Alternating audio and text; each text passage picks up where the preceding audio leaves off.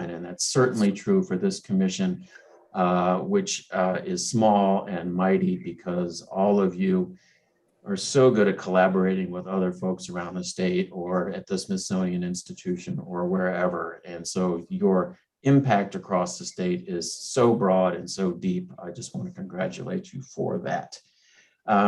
We have a big year ahead. 2022 is the 50th anniversary of the creation of our department. So we're celebrating that every day in different ways. Coming up just next week, if I look at my calendar, is the 2-day African-American cultural celebration that has to be virtual this year, but on the Friday, it's a day full of educational programming online, and then Saturday is the celebration part of it. So I encourage you all to participate in that. I know some of you already signed up to be a part of it. Of course, next month is Black History Month, and so our department will be doing a lot to celebrate that and recognize the contributions of African Americans in North Carolina and across the country. And just really a cool thing that's overdue, and I imagine a lot of you saw this news, but just last week, the U.S. Mint announced that Maya Angelou will be on a United States quarter, the first Black woman to ever appear on a quarter. And again, overdue, but so richly deserved for her numerous contributions to our society. What else is happening? Oh, a couple weeks ago, you probably saw Governor Cooper signed a new executive order on environmental justice and climate change.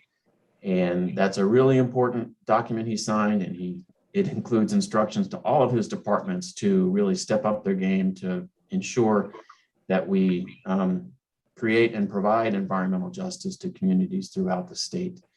And in particular, I think our department can focus on, I want to go back a step. A lot of people think of environmental justice as removing the health and environmental harms from pollution and other bad environmental things that do disproportionately affect minority and low-income communities, underserved areas. There's no doubt about that. That is a key thing that environmental justice is. But in addition, we also know that a lot of those same communities don't have access to the good environmental things like parks and trails and greenways. And so our department is going to focus on how we do identify those areas around the state where there are gaps in outdoor recreational opportunities, and we will seek to fill those. So want you all to be aware that that is going to be work we're doing from state parks and the Land and Water Fund, the Natural Heritage Program, and others, and of course, encourage you all to be involved in this effort too. And now we get to the biggest thing in a lot of ways, which is the state budget. Transformational across this department. I mean, just about every division receives significant, substantial increases in their funding. Whether it's $75 million for the zoo to create 2 new continents, or $100 million to the Land and Water Fund to protect land and water quality, about $20 million to the Art Museum for capital projects. I mean, it's incredible. And that budget includes $135,000 new dollars recurring every year for the African American Heritage Commission. And that includes 1 new position. The governor had asked for 2, but we got 1. So that's halfway there, and we're going to try and get more in the future. In addition, $800,000 for purchase of property in Milton to begin creation of the Thomas Day State Historic Site, which is really exciting. That would be part of our department. And $1 million towards Charlotte Hawkins Brown State Historic Site, which we're very excited about as well. And I think it was $650,000 towards Freedom Park, our backyard here, which is great. I think they now have all the funding they need to make that happen. And indeed, the construction, or at least some of the demolition that needs to happen before they can do the construction, is underway. We did not receive funding for a really, really important priority, which is the African American monument on the Capitol grounds. So that was a major disappointment in the budget, but one of the few major disappointments. As an FYI, the budget creates a new American Indian Heritage Commission with 2 staff and some operating money, and that's going to be modeled a lot after your commission, which has been so successful for so many years. So we are working with the tribal communities to set that up. And then these next 9 or 10, which I'll tick through fairly quickly, don't come to this department, but they are directed grants to organizations or sites that I think have a real tie-in to the work of your commission. So I'll just go through them. $10,000 to the 135th U.S. Colored Troops Research Team in Goldsboro, $250,000 to the Freedmen's Bureau Schoolhouse in Johnston County, $250,000 to the John Coltrane House Restoration in High Point, $100,000 to the International Civil Rights Center and Museum in Greensboro, $2,000 to the Hillsborough High School for Negroes Film Project Support, $25,000 to the African American Cultural Art and History Center in Alamance County, $150,000 to the African American Pictorial Wall in Fayetteville, $25,000 to the National Black Theater Festival, and $1 million to the John Coltrane International Jazz and Blues Festival. So that's a lot. And our department will be busy working on getting those grants out the door to those sort of partner organizations. Oh, all right, so that's the budget. Transformational. It's going to be incredible. A ton of work to get all this money out and to spend it well and spend it wisely, but that's exactly what we're going to do. And then the other exciting, well, there's so many exciting things to talk about with your commission, but the fact that the Civil Rights Trail continues to expand towards its eventual goal of 50 sites around the state is really exciting. 3 had been approved, then 11 more were recently approved, so we're up to 14. I think there's 6 more that are pending more information on their applications. And this is just exciting because these are stories of people and places and events where people have demonstrated incredible courage and determination. And these are stories that people should want to know and should know in North Carolina about the really rich past and history that we have of people overcoming adversity and discrimination. So I'm just really excited about the Civil Rights Trail's progress. And you guys, of course, are the driving force behind it. Next up, for the last number of years, we have had college internships across our department for students at HBCUs and minority institutions of higher education. And we will soon be advertising up to 35 internships for this summer. We'll see how the applications come in. But I was first off thrilled that so many of our divisions applied for, they sent proposals to be able to host interns. I think we had like 50 different proposals come in. And if we do 30 or 35 this summer, that'll be 50% more than we have done in the past, which is huge. And we're really excited about this. We had actually asked for funding from the legislature for this internship program. We did not get it. So we are dedicating our department's a small portion, I don't know. We are dedicating out of a relatively small pot of money, the funding to be able to provide these paid internships for deserving students this summer who apply and are chosen.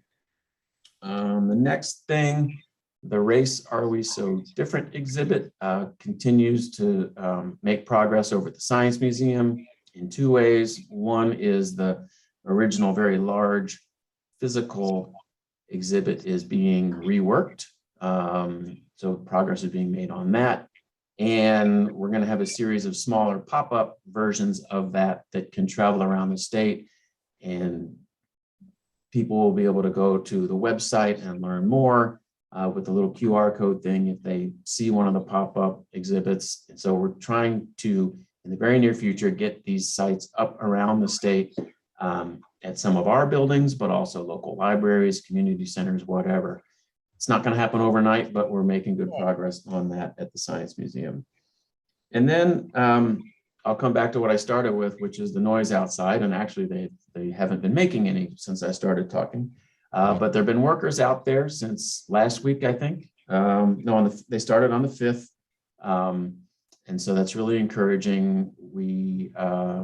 Some of our folks met with the nonprofit Freedom Park group a week or so ago to talk about next steps and talking about how they will want to and need to transition to more of a traditional nonprofit support group that we already have 78 of at this department, but every one of them is important.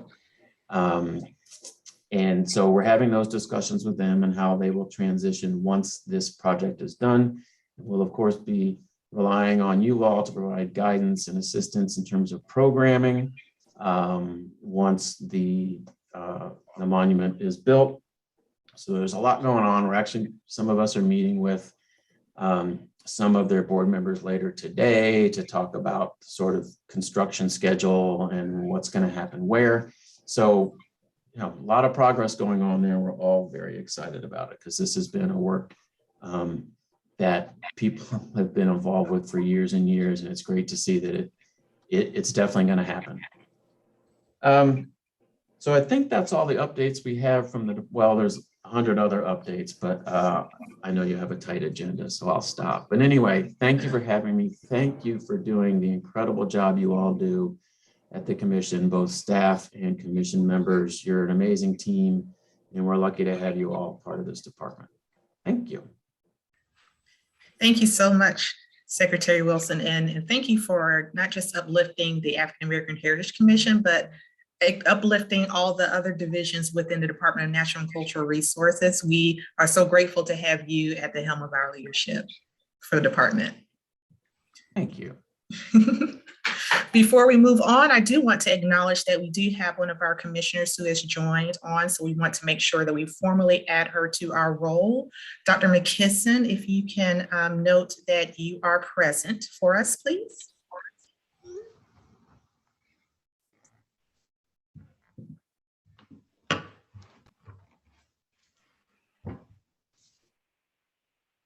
Dr. McKisson, I'm not sure if you're trying to speak, but you're still muted. I see that you are on the call.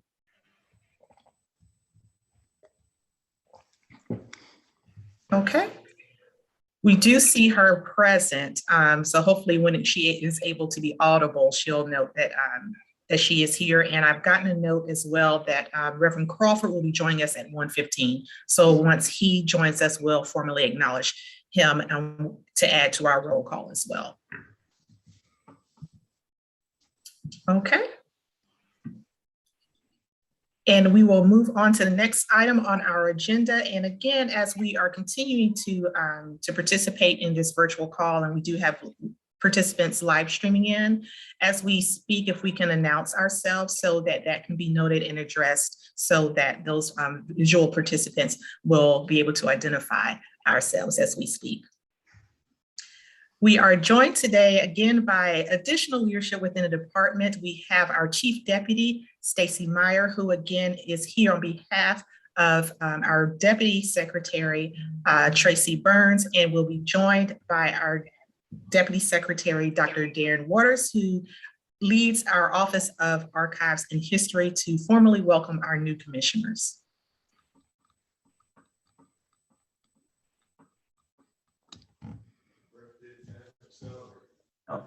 So Dr. Brothers, am I welcoming the new commissioners? Yes. I am welcoming.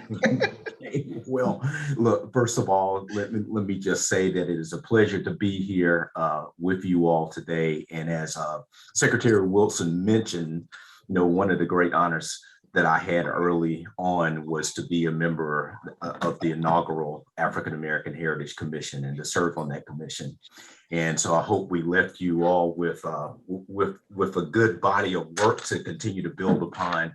I've also had the great pleasure of just working with the commission, even after I wasn't a member, working closely with Michelle Lanier and with Angela Thorpe. And I want to thank the commission for the tremendous support that you've given to work that I was able to do back in Western North Carolina in my hometown of Asheville while I was there as a professor at the University of North Carolina in Asheville.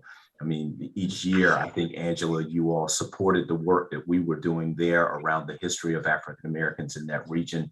And that just went a long way to really uncover some untold stories, which I think is one of the major missions of this commission. So I want to thank you for that. And I also want to take the time now, I don't have in front of me, Dr. Brothers, the list of names of new members of the commission, but I would just do a general welcome of the new members of this commission. I also want to say, because I see a smiling face here, one of my informal advisors while I was at UNC Chapel Hill, Dr. Reginald Hildebrand. So it is always very good to see him. But I want to take this time to welcome the new members of this commission, to thank you for choosing to be a part of the commission, and to thank you for the contributions you will make to the work that we're doing. Angela and I had a really good conversation yesterday about ways that our office, the Office of Archives and History, can better collaborate with the African American Heritage Commission. And we're looking forward to just kind of taking some of the ideas that we put on the table and actually implementing them, because we do believe that there's room for continuing to strengthen that relationship. So I look forward to working with each of you, getting to know you. If there's anything that I can do to be supportive, Angela knows that I am here and at your disposal and ready and willing to jump in where I can. So thank you for this opportunity, Dr. Brothers, and everyone, to just be here with you today and to welcome all of the new members of this commission. Thank you. Dr. Brothers and Dr. Waters, I have a welcome and introduction of our newest commission member. I'd first like to say how grateful I am for Dr. Waters. He's been such an amazing addition to our team. I've had a chance to be working with him for the last few months. And I mean, it is just a breath of fresh air, and all of the ideas that he has I'm just excited about the future. And so thank you so much, Dr. Waters. It's been a real pleasure so far, and I'm excited about where things are going forward. So thank you. Thank you, Secretary, as well. I appreciate all that leadership on your part, and this commission has done so much to help us. So thank you so much for that. I'd like to welcome our newest commission member, Ms. Tanzi Wallace of Cleveland County. Ms. Wallace has served as a public member of the North Carolina State Board of Podiatry Examiners and the State Board of Opticians. She currently serves on the Cleveland County Commission for Women, and she served our country as a member of the United States Air Force. So thank you for that service too. She retired after a 32-year career in human services, where she served as a drug prevention educator. She ran for mayor of Shelby in 2019. And, you know, I'm sure there's more that I don't have that I could talk about, but that I wanted to say welcome to the commission. We're looking forward to being a part of this department and working with us and helping us move forward. So thank you all so much. And thank you, Dr. Brothers, for having me here today. Thank you all. And again, thank you to our newest commissioner, Tanzi Wallace. And we certainly want to offer you an opportunity to speak and address our audience today. We are so lucky to have you as a part of our team, and we look forward to working with you. So I'll give you a few moments to speak, please. Good afternoon, everyone. It's a pleasure to be in the company of such knowledge, a wealth of knowledge. And I tell you, I'm a Carolina girl all the way. And I am very proud of the history that has been established around that. I am from North Carolina. I live here in Shelby, North Carolina, Western North Carolina. Still enjoying the snow. Some of it was left here. I was sharing that with Adrian earlier. But I been married 36 years, a mother of 4 sons, 4 adult sons. And as it was mentioned, my professional career started as in the Air Force. I was commissioned as an officer in the Air Force through North Carolina A&T ROTC program. And I served in the United States Air Force reserves and active duty for about 11 years. Then I entered into a new chapter of life and got into the human services, so working with persons with mental health, developmental disabilities, and substance abuse. And my husband and I started a company here and ran it for about 10 years. And it was a very, very rewarding career. Now, into the next chapter, I'm retired now and enjoying doing things such as this. And I come from a very culturally rich background. My father is a known artificer of wood throughout North Carolina. He travels throughout North Carolina, has a rotating exhibit at the North Carolina Museum of History, Franklin Barrow. And I love, and we did start the African American Trail here in Shelby out of the Earl Scruggs Center. So I'm glad to be a representative here for the commission in regards to that. But I'm sure I'm looking forward to all what is in store for this commission and what I can learn from you and what I can share. There's a lot of rich history here in Shelby, North Carolina. Thank you so much again, and certainly thank you for your service as well. We are looking forward to working with you. And now that you are retired, we certainly want to put you to good use. Thank you so much again. And at this time, we will move on to the next item on our agenda with regard to updates for the North Carolina Freedom Park. And we have representatives from the North Carolina Freedom Park Board with us today. Yes, am I on now, or is Angela going to introduce me, or what?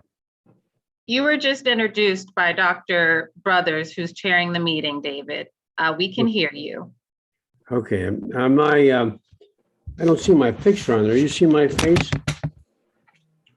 We see your picture, but I don't actually see your face. How will you be presenting today, David? Do you have a slide or a video, or do you need us to take down the slides currently?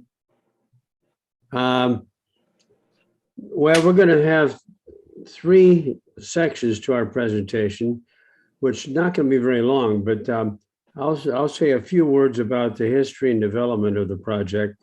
Okay. And then we'd like to show a short 3-minute video that Adrienne has, I think, set up for us. Yes. About the 2 architects who designed the project together with Phil Freelon. And then the remainder of the time would be with Professor Reg Hildebrand. Is he on yet? No, he is. Okay, Adrienne, good. Why don't we take down the slides that you have currently so that David can walk through the first section of his presentation. And David, if you would just flag when you would like Adrienne to play those videos, she can do that for you. Okay, I don't understand why you're not seeing me, but let me see if I can get a picture, Okay. A real picture of me. Okay. Let's see, how can we do that? Edit picture. In the bottom left, there's a toolbar, and it should have a little picture of a video camera on it. It is the second button from the left side. There we go. We can see. Hello. Okay, so we want to leave time for questions and answers at the end so that the commissioners will be able to hone in on any interesting pieces they want to know more about it. Some of you have been involved with this for some time. I see Dolores on there. She's been a friend down in Wilmington for some time, and she and her husband have been supporters of this project and advisors to the project for a long time. Also, some of you have probably also been involved. I mean, Valerie has been involved from the very beginning and knows all about what's going on. But some of the rest of you I haven't met yet. And is Natalie on? I see Natalie's picture. In any event, I am, but I'm in the legislative building. So, but I am watching. Yes. Okay. So Natalie knows something about this project, a lot about this project as well. For the rest of you, this is a very important project for the state of North Carolina, as you'll hear from Reg Hildebrand. It started 20 years ago and it's been in process for a long time. And the process has been important as well as the final construction, which is going to be happening this year. It's been a long road, but during the road, there's been a lot of interesting things happen. The first thing that happened was the Paul Green Foundation created the idea of having town meetings across the state to get a feeling of what the citizenry would like to have in the way of some sort of honor or tribute to the African American experience. I'm sorry.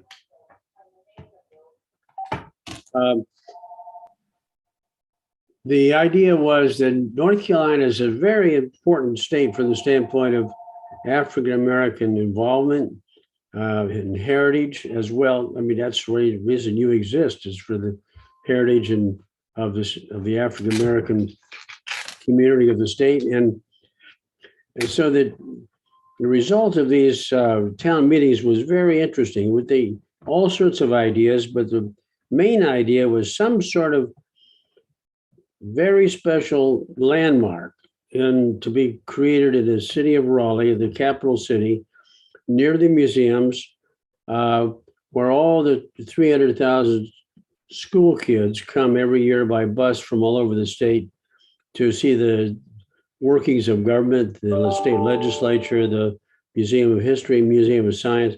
This will be on their tour.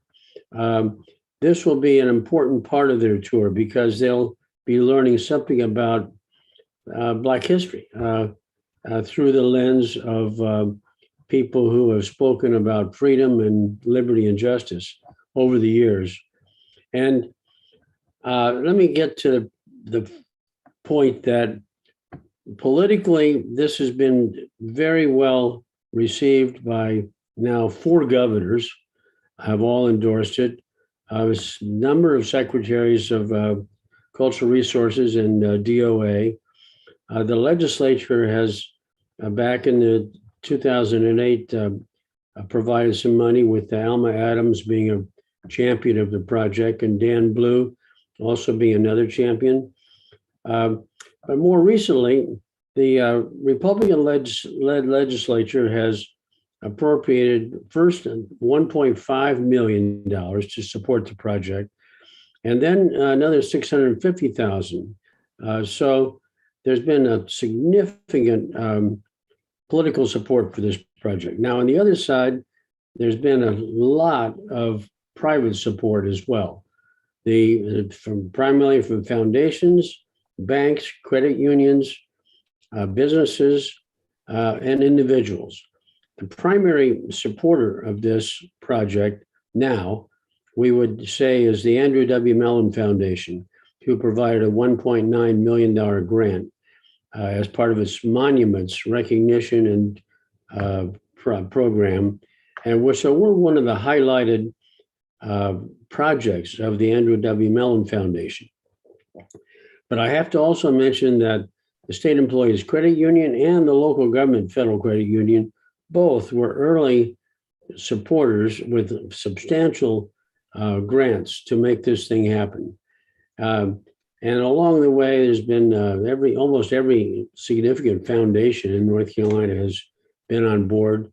And I mentioned in particular the Z. Smith Reynolds Foundation, who has been our friend from the very beginning and has been very helpful. And more recently, we've had a challenge grant that Natalie has handled with a lot of individual pledges and payments to match a $150,000 challenge grant from the Anonymous Trust. So at this point, we've just about reached our $6 million goal. And we have a contract with Holt Brothers, an African-American construction company in Raleigh, well known. for about a $5.2 million construction, the actual construction. And there's also design money we've paid to the Perkins and Wills design firm, headed originally by the famous Phil Freelon that Reg will talk more about. So at this point, it's a success. And it'll be a real success, though, a year from now, when we transfer the park, once it's completed, to the African American Heritage Commission. You're going to be receiving this park for programming. Technically, it's going to be it'll belong to the Department of Administration, as all properties do. But the Department of Natural and Cultural Resources has responsibility for it. And we're very proud to be able to join with you to make this happen. There's been a lot of cooperation over the years from the department. And Angela has been serving on our board of directors ex officio. Before her, Michelle Lanier served for years. So it's been a very family-based project. And with that, let me ask if Adrian can run the 3-minute conversation between the architects.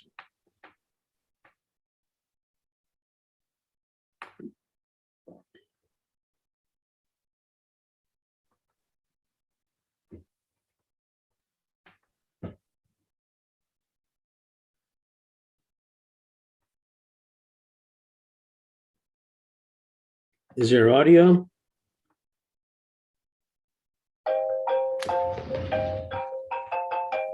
My apologies, I'll get that restarted. Hello? Hello? Participation and freedom. My participation in Freedom Park started in 2016 when the board of Freedom Park decided to schedule a design competition for this very important site in Raleigh. And we agreed to compete, throw our hat in the ring, and come up with a concept along with other competitors. It's important because North Carolina does not have a park or memorial dedicated to African American contributions. Raleigh was laid out as the capital of North Carolina, and the design of the town was based around 5 public spaces. So we're adding onto that and creating a new public space that's going to help tell the story of the history of North Carolina. Some of that history is not so bright or positive, but we think that this memorial being in our state's capital is really significant. The location of the park is very significant. It's right across the street from the North Carolina legislature. It's right next to the North Carolina Archives, and it's half a block from the governor's mansion. So it's a natural pathway connecting a lot of key destinations for people in downtown and people visiting downtown. This site is very interesting. It's a small park. It's been there for a long time, but not really noticeable. And so what we're doing is to create paths through the park and then including quotes from notable African Americans. The beacon is the centerpiece of the park. It's the most visible element. It'll be a real marker in downtown Raleigh as well as the park. It's the thing that if you walk or drive by, it's really gonna get your attention, and that's the purpose of it. My hope for the park is that everyone that comes there, young and old, will be affected in some way. They will come and they will read the quotes, they will feel the ambiance of the space, and they'll leave that moment changed somehow for the better, that they will learn something and be moved. I think it's important for everybody in our state to understand our history and how we got to where we are, because we're all in it together and we're all going somewhere. And so a place like this is going to help to give everybody that kind of deeper and broader understanding that we need to move forward together. It's time that our state and our capital have something like this.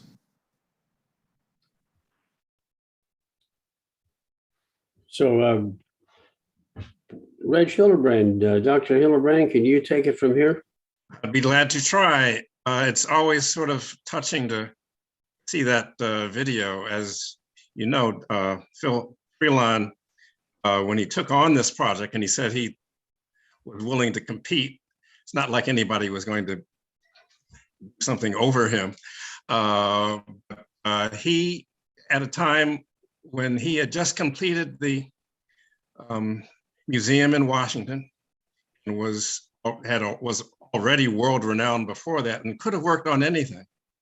And he knew, or nothing, and knew that he had been diagnosed with ALS and that his time was limited.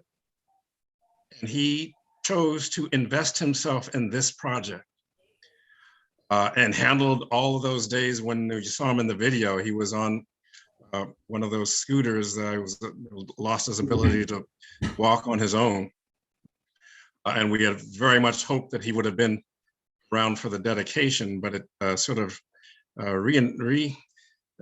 causes us to recommit ourselves to this project, to realize how someone with his stature was so committed seeing this go forward. Thank you, Vice Chair Holmes Borders and Angela, for this opportunity to meet with the commission where I served for 2 terms, and to have briefly seen Dean Valerie Johnson, who I've known since we were both child professors at UNC Chapel Hill, and Dr. Darren Waters, saw him, glad to see him. Every time I see him, he has advanced to a new level of responsibility and service and prominence.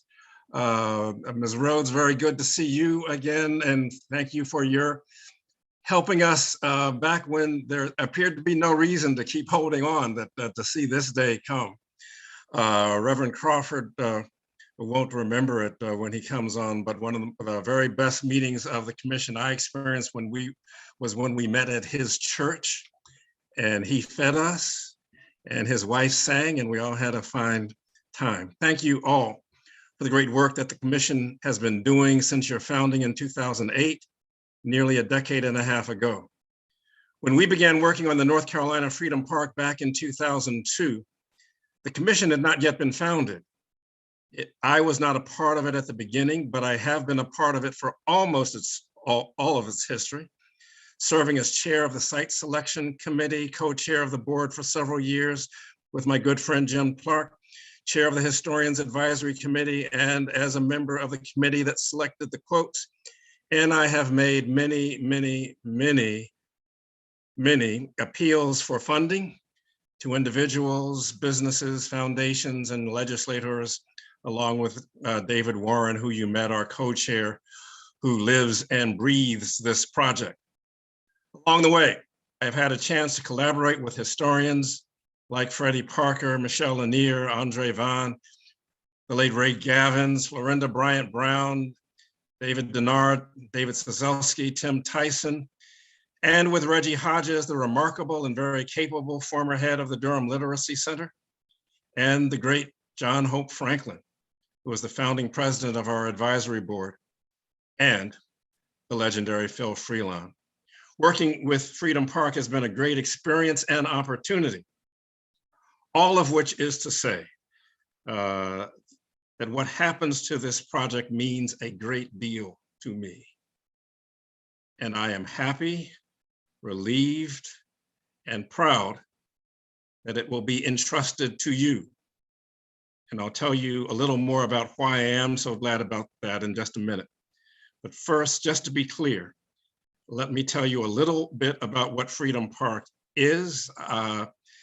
David gives you the nuts and bolts, and how we're moving forward. I talk about meaning and significance. Want to tell you a little about what the park is and what it is not. There is probably no celebration of Black history and culture that is more engaging, informative, and enriching than the African American Cultural Celebration that will take place this year on January 29th, virtually. We salute that event, and I believe that Freedom Park will be a part of it again this year, as we have been in the past. But the concept of a cultural celebration doesn't quite encompass or explain what the park is about. Phil Freeline was the guiding spirit behind the magnificent structure that houses the incredible Museum of African American History in Washington. Visitors to his exhibits are immersed in facts and artifacts, an instructive, enlightening experience. You really have to make several visits to take it all in, and the exhibits are constantly developing and changing. This too is a stunning and wonderful model, but it is not quite the model for Freedom Park or the concept upon which it is based. We simply cannot attempt to relate 300 years of a complex, nuanced, substantive, multifaceted history with 20 quotes. So Freedom Park will not be a museum. It will be a park, a place of beauty and inspiration, more of a poem than a textbook. On the walls of its 5 walkways will be artfully inscribed 20 powerful, wise, thoughtful, inspiring quotes about freedom, drawn from the witness and the historical experience of Black North Carolinians. It will be a commemorative site that honors and affirms the transcendent and universal ideal of freedom, and is based on the premise that the people who can speak with the greatest power, conviction, insight, and moral authority about freedom are the people who were denied it most completely, the people who were enslaved and their descendants. Enslaved women like Harriet Jacobs, educators like Charlotte Hawkins Brown, businessmen like John H. Wheeler, poets like Maya Angelou, clergymen like the Reverend James Walker Hood, civil rights leaders like Golden A. Franks, freedom fighters and politicians like Abraham Galloway, because of their experiences in this state. They have something to say to the world about freedom, what it means to struggle for it, what it means not to have it, why it can never be taken for granted. Freedom Park is not meant to be the Hall of Fame for Black North Carolinians. It is not a substitute for the statues of heroes that Secretary Reed mentioned. In it, there will be quotes from 20 people from different time periods and with different backgrounds who were chosen because they had something important and memorable to say about freedom. A bank president and an enslaved woman.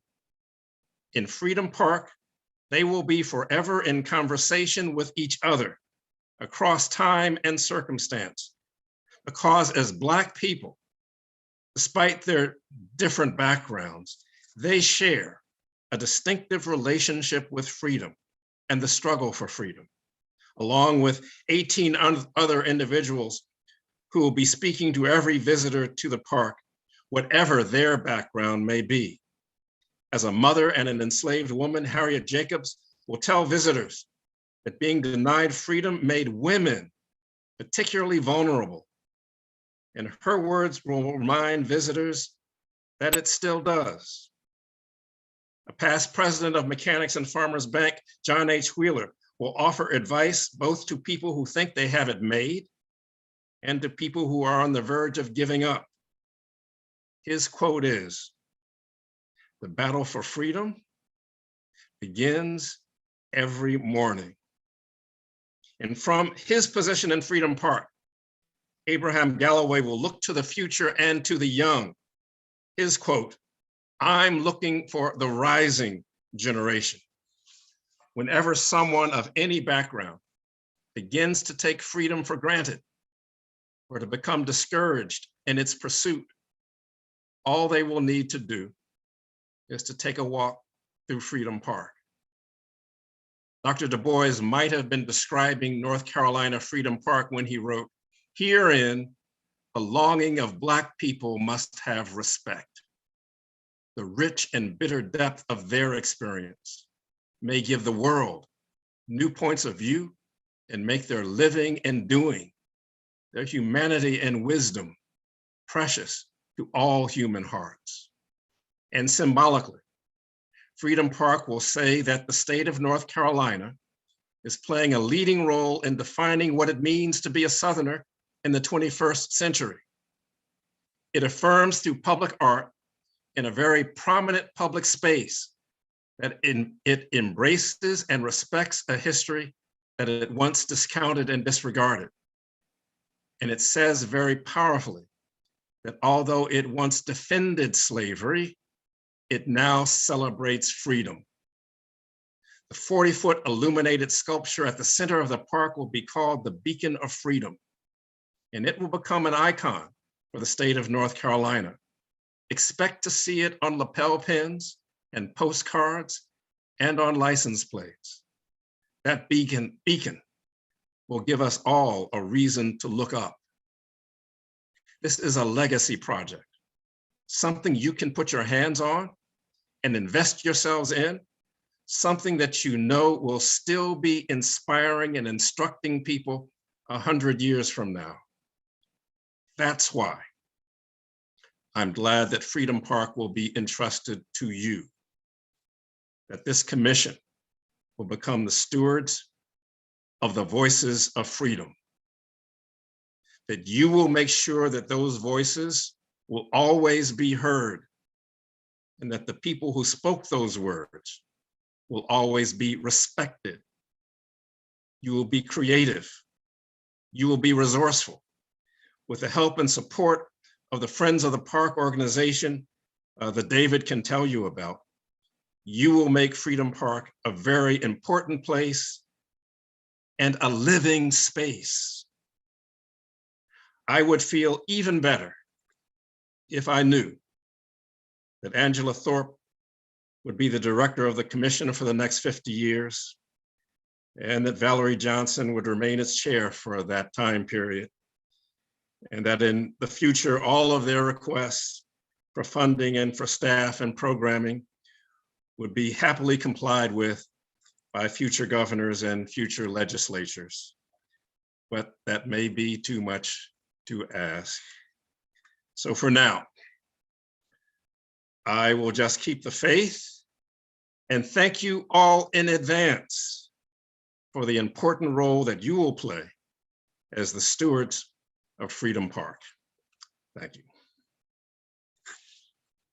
I think David now will answer some, and I will try to answer whatever questions you might have.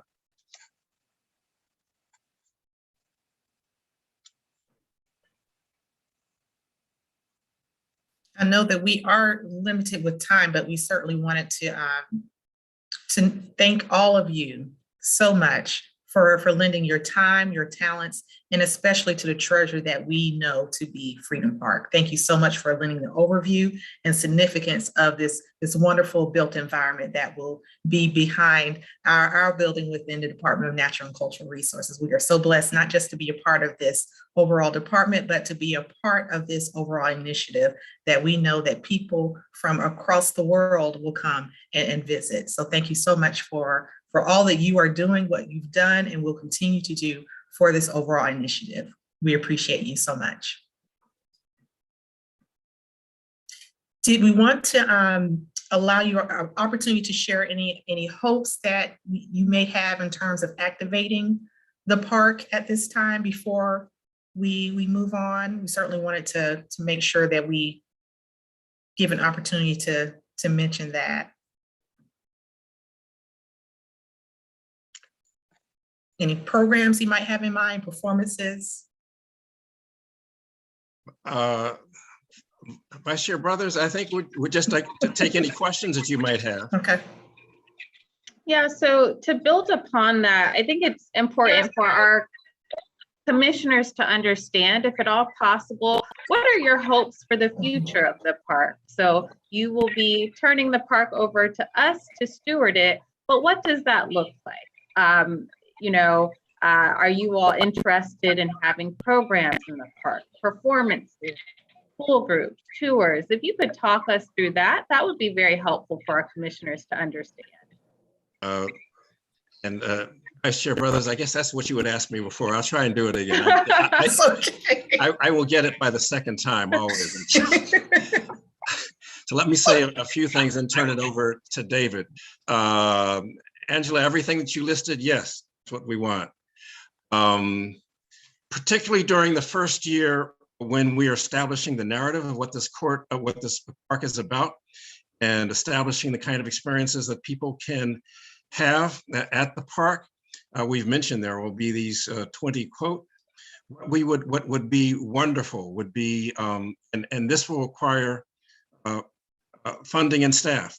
For example, there is a quote from a Black soldier who marched into Wilmington in February 1865 when that city was liberated, talking about what it was like to see people respond to him as a Black soldier bringing freedom to that city. It's in one of the quotes that'll be inscribed on the walls. In terms of programming, wouldn't it be wonderful to have Secretary Waters talked about this funding for the 135th Regiment in Goldsboro, and there's another active group in New Bern, to invite them on the anniversary of that of the liberation of Wilmington, to come by that quote and have a ceremony of some sort, putting that quote into context and having those men in uniform stand and have their photo taken beneath the beacon of freedom, and allow school kids to take pictures with them and ask them questions about that. When the quote from Harriet Jacobs, have people interested in slavery or in women's history to have some sort of program before that quote, and some sort of ceremony honoring her. There was already been, I think, someone reading a poem about one of the others who have, one of the people who are mentioned there. And in short, what I'm suggesting is that to make this space a living space and to allow those words to speak, particularly during the first year, having some sort of acting programming, bringing attention to the meaning of those words and the significance of those lives, in inviting school children to these programs to interact with whoever is presenting them. That kind of active kind of thing. I can imagine a board game, Freedom Park, where there are 5 entrances and you have to answer a question and move each slot until the winner gets to the beacon of freedom first.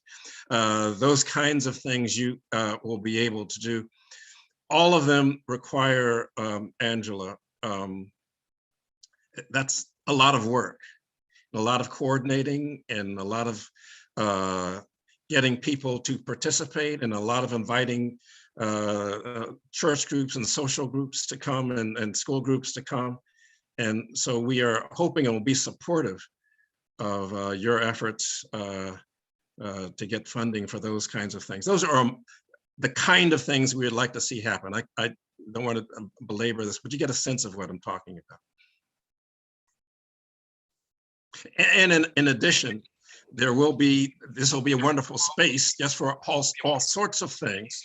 What we hope will not happen is that these words will just be seen as a backdrop of no particular meaning. When you walk through that park, why I'm glad that this is turning over to you is that I know that when you walk through that park and see those quotes, you will feel yourselves accountable to those people more than to us, and to some degree even more than to the state, to get it right, to honor them.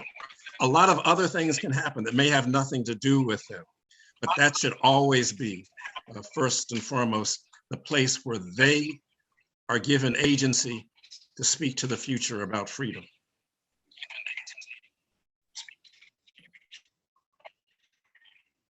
Thank you. Commissioner Rhodes? I cannot depart this special moment without saying thank you to Marcia Warren.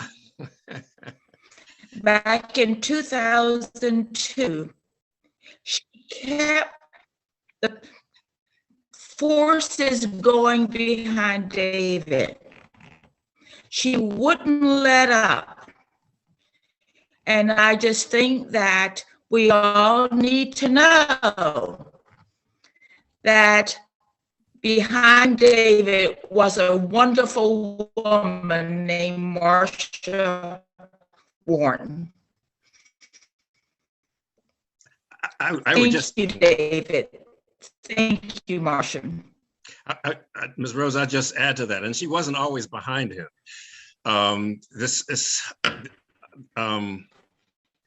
This project would not exist if it were not for Marsha, her role in getting it started. This would not exist if it were not for Marsha's getting this started. Am I fading out? And there was a period when you were coming. She was doing fun.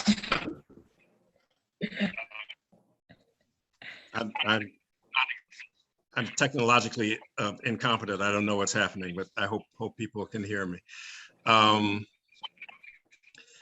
There was a period when, Ms. Rhodes, when you were coming to those meetings, when there really was no reason to come. It didn't look like this thing was ever going to happen.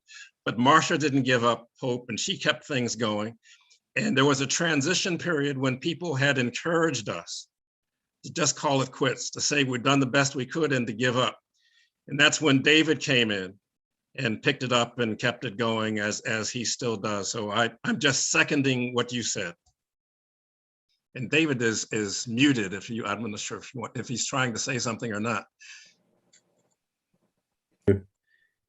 So thank you, Dolores. You've been a friend for a long time, and Marsha will be happy to hear those words. If she were here, she would probably say the reason she did what she did back 20 years ago and continuing as the director of the Paul Green Foundation, which was the driving force and financially supportive of this from the beginning, is that she has been caught up with the spirit of Paul Green. You know, Paul Green was a social activist and just an early hero in the area of championing African-American rights and heritage. So that's what she would say, I think, is that it was not just her, she and Paul Green together were pushing it. Let me just add, Angela, we anticipate you having on your staff a person, maybe full-time, hopefully full-time, to be in charge of the park, the programming, the publicity, and significantly working with a new Friends of the Park group that's being formed at this very time. And we see the Friends group raising money to help pay for that staff person and providing whatever advice you can stand in terms of programs and programming and actually participating in the programming. I talked to Reed Wilson about this. He said that there's 68 Friends groups around the state with state parks and all these monuments and sites. But this one, I think, is going to be maybe one of the most active of the Friends groups. And we hope it will be, because I think you want help. And as Reg says, we want to make sure that this is a living, dynamic park that it'll be more than a park. It'll be a legacy.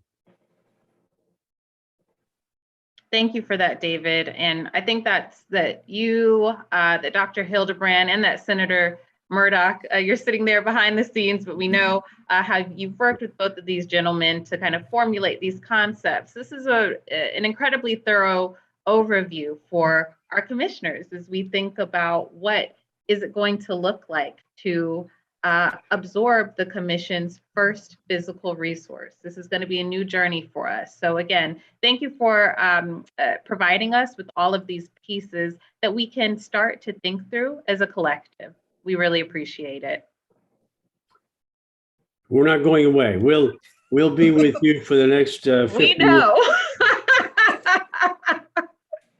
Thank you. We're going to hold you to that. So. Right. Thank you so much. And I'll also mention too, Freedom Park was mentioned in an exhibition that featured Mr. Freeland's work at the Harvey B. Gantt Center for African American Arts and Culture. And the exhibition was entitled Container Contained, Phil Freeland Design Strategies for Telling African American Stories. The exhibition just ended, but there is still a bit of information on their website if you wanted to take a moment to look at that. But certainly acknowledging the work that he's been doing across the country, but especially the work that's being done here within our state of North Carolina. So I certainly wanted to mention that as well. Just one more thing to add, just a very brief note, just to let the commissioners know that at 4 o'clock this afternoon, the secretaries of the Department of Natural Cultural Resources and Department of Administration and their senior staffs are going to assemble in the conference room in the Archives building for a presentation by our Freedom Park team that will give them a lot more detail as to the construction progress and timetable. And Angelou will be there as well to transmit to you anything that develops from that meeting. But this is an important meeting because getting two secretaries in the same room is a real accomplishment. And we're really glad they're interested in knowing about what is going to become their project in a year from now. Thank you. And we'll continue with the agenda and with this conversation of the North Carolina Freedom Park with respect to our archaeological project. So we'll be joined by Dr. Mary Beth Fitz, the Assistant State Archaeologist, to tell us a bit more about this initiative. Thank you.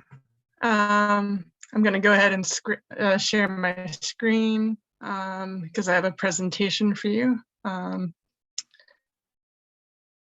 Because as an archaeologist, we're very visual presenters. We like to share with pictures as much as words. So I have a presentation for you today. Okay, so hi, my name is Mary Beth Fitz. I'm an Assistant State Archaeologist with the Office of State Archaeology. And it's a pleasure, I can't say how much, to be able to talk with you today about the Freedom Park Archaeological Project. It's a really exciting project for several reasons. It's been an opportunity to advance the historical archaeology of Raleigh, which there really hasn't been much of recently. Since it's literally in our backyard, it's been an opportunity to share what the OSA does with our colleagues, many of whom know about what our office does, but in many cases doesn't have the opportunity to see archaeological fieldwork in action. So we were able to make that happen. But most importantly, it was an opportunity to show that the history of slavery and freedom in America is literally in our collective backyards. The story of the city block on which Freedom Park will be built is really a microcosm of real people's lives and experiences that can be used to tell the larger story of the transition from slavery to freedom across North Carolina and really nationally. So today, to make the best use of your time, I thought I'd present some prepared materials. So if it seems like I'm reading a little bit, I am from notes just for the sake of efficiency. And then I'll be happy to answer any questions that you might have at the end, if that's okay. I know that many of you probably are familiar with my office, but every time I have a meeting with another state agency, I always learn something else about what they do. So I'm going to take just a little bit of your time to talk about the Office of State Archaeology and what we do. And then the Freedom Park Archaeological Project itself, how it came about, what the purpose and objectives were of what we were doing. The results of some of the archival work that's been done to date, as well as our ground penetrating radar survey, which was done back in December. And then the recommendations we have for going forward. The North Carolina Office of State Archaeology was created by the General Assembly in 1973 and is part of the Division of Historical Resources in the Department of Natural and Cultural Resources. We have a mission to protect our state's maritime and terrestrial archaeological legacy following state and federal regulations, and by keeping inventories of information and artifact collections. We also have a goal of enhancing the appreciation of cultural heritage to strengthen the social, educational, and economic future of North Carolina, because we understand that all those things are tied together.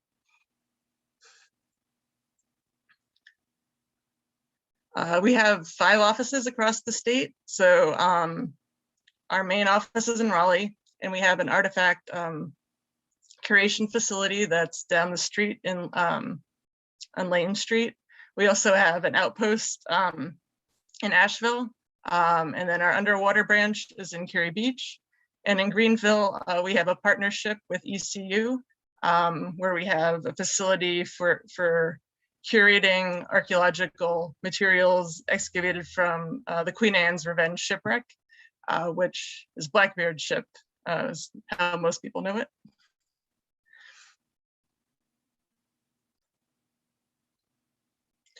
So how we implement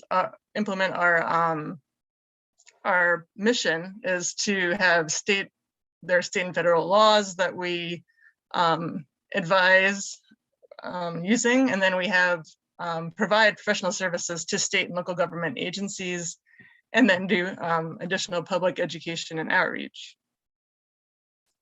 So for an example, with regard to specific laws and regulations, our underwater archaeology branch implements North Carolina General Statute, Chapter 121, Article 3, which gives the state title to the bottoms of all navigable waters, 1 marine league seaward from the Atlantic seashore.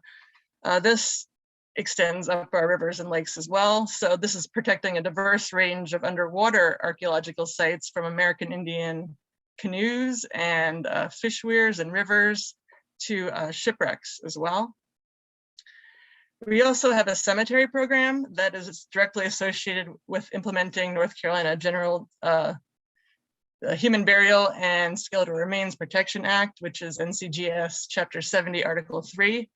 And then we also advise regarding other state laws, including General Statute 65, which has to do with cemeteries and when and how it is legal to move graves, and General Statute 14, which has to do with protecting cemeteries and graves from vandalism. Apologies, Mary Beth, for interrupting. We can see the notes on the back end, so I'm not sure if we need to change how you're sharing your slides. Got you.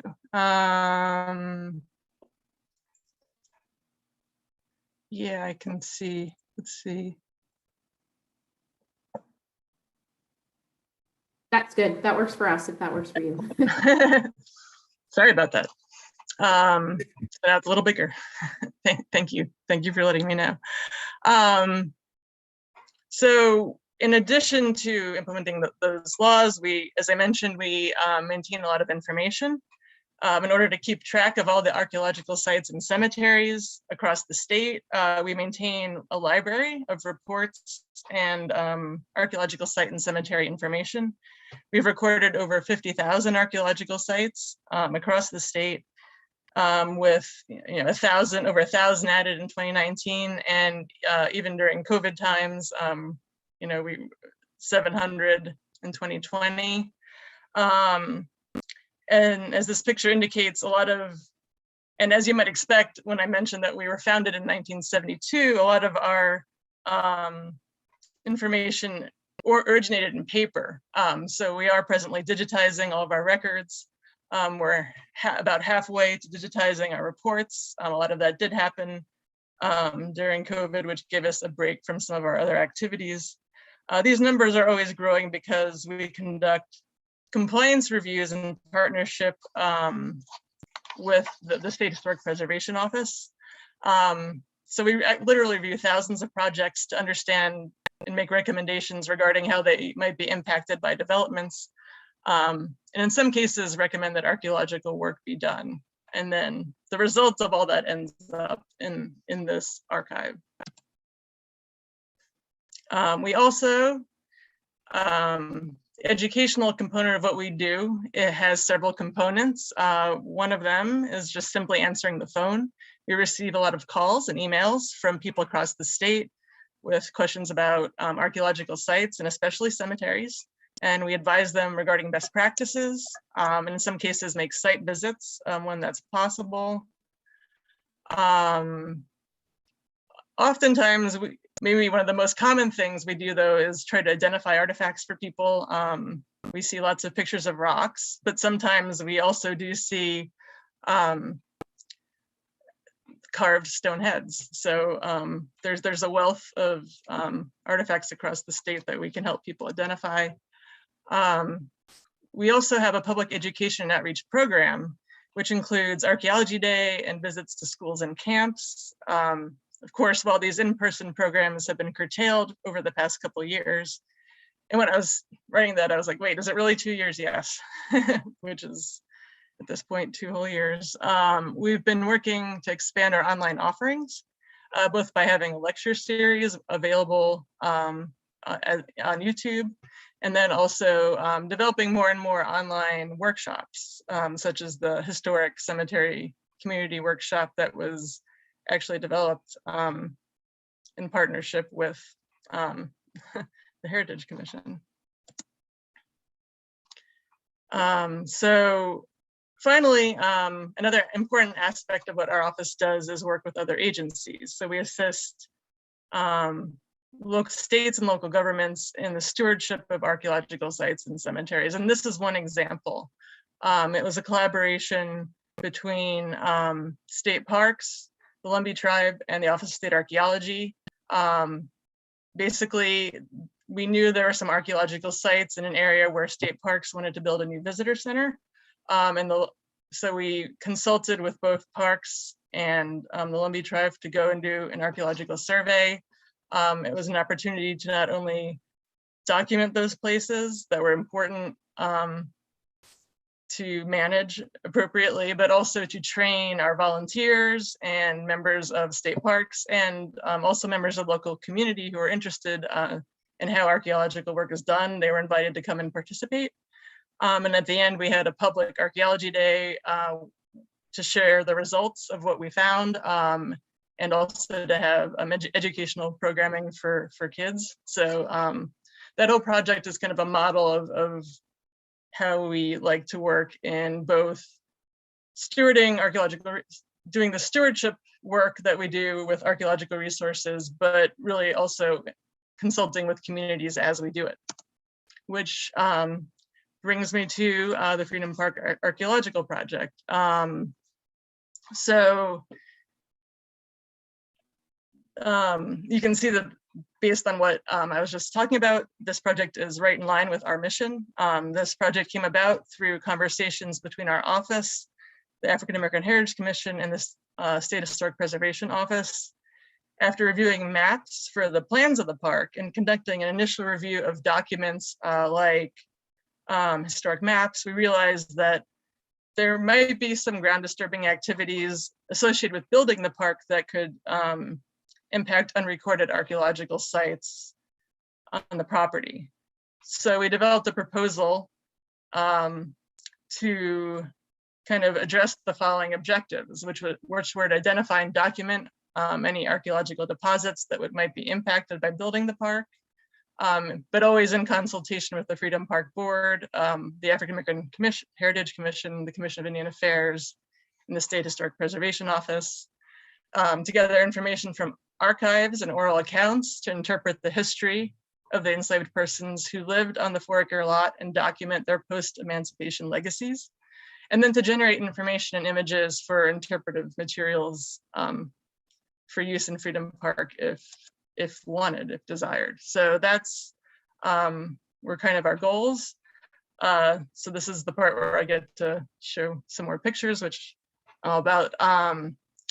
It kind of all starts with this, which is a bird's eye view of Raleigh that was created in 1872.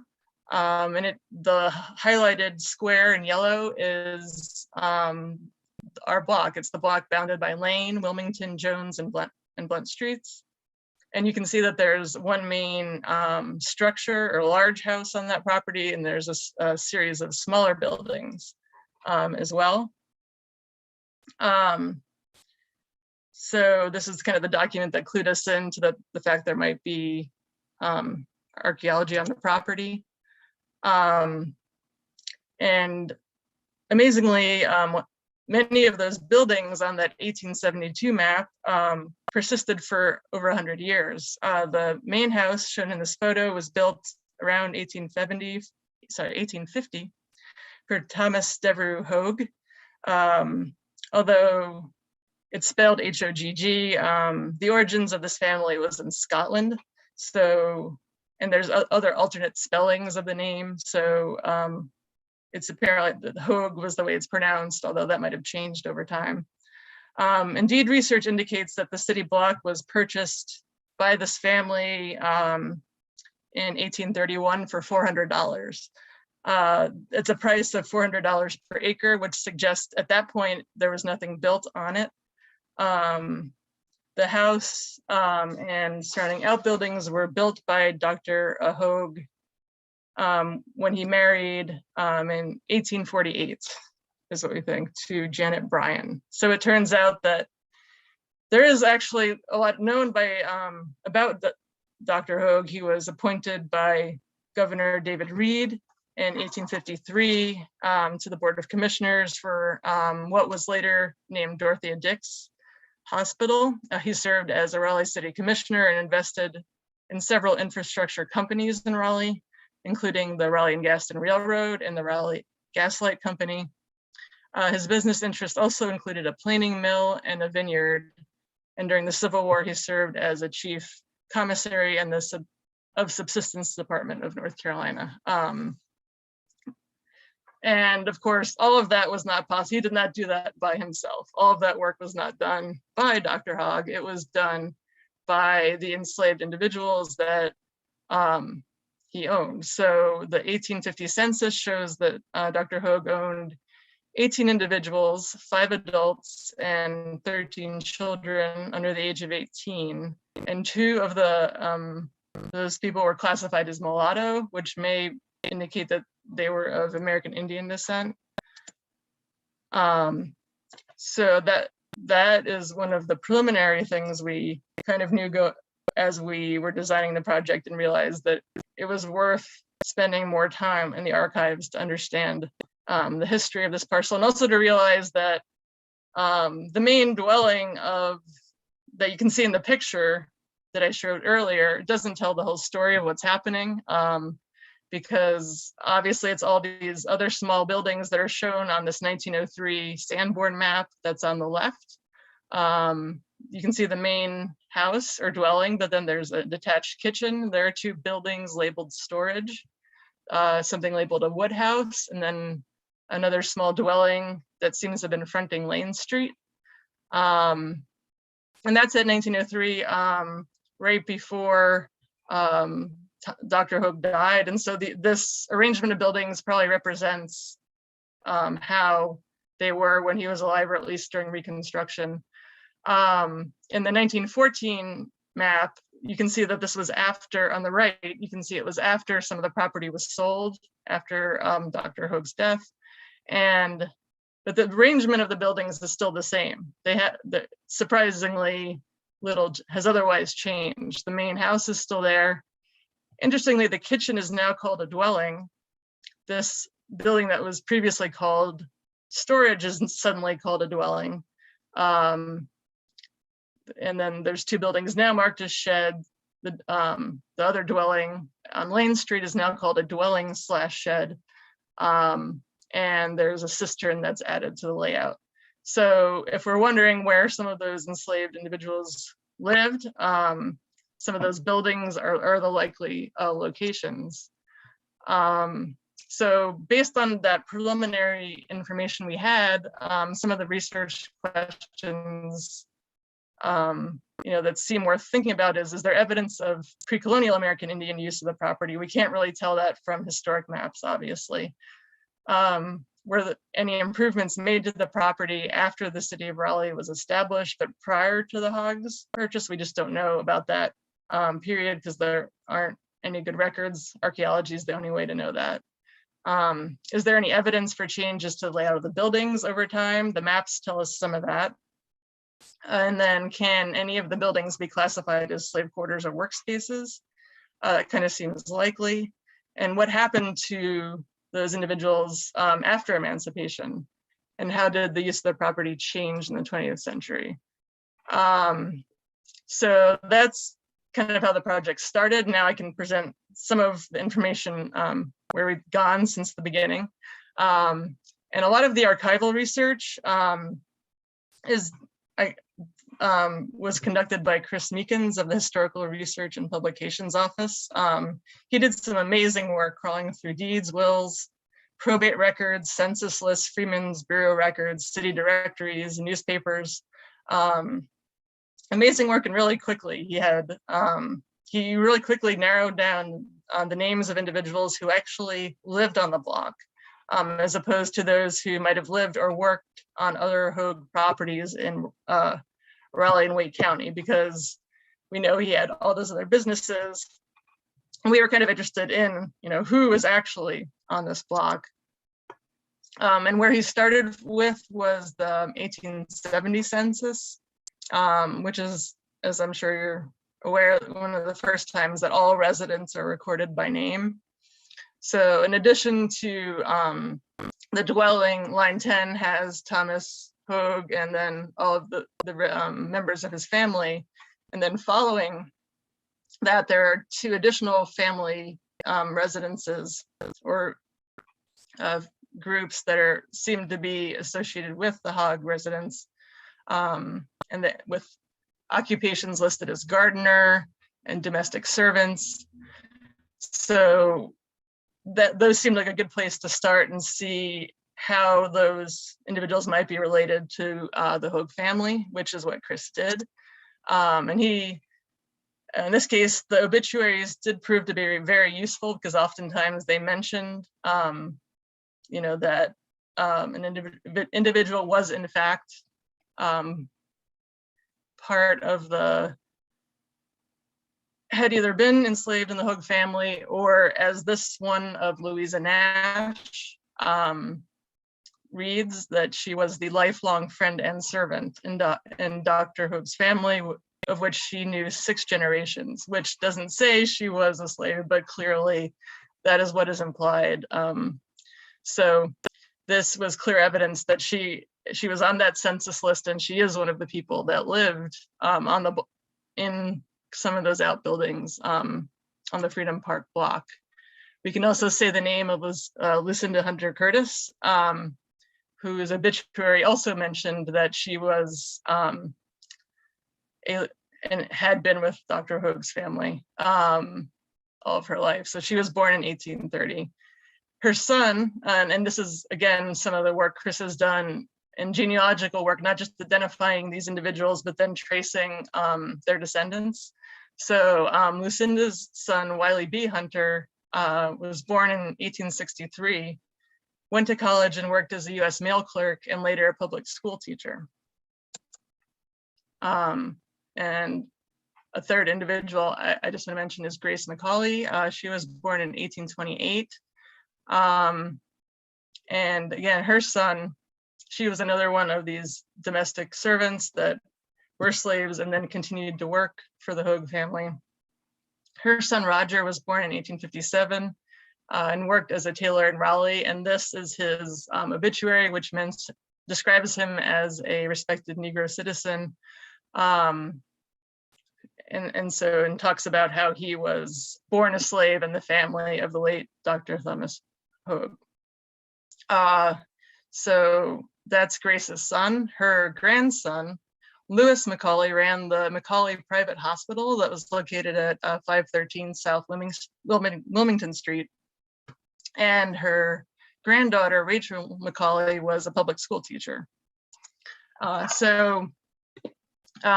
we can learn about the lives and experiences of people living. So I want to take a step back and just point out that this work has given us a lot, just the archives, because We can now say the names of the enslaved individuals who actually lived and worked on the 4-acre block that's going to become Freedom Park.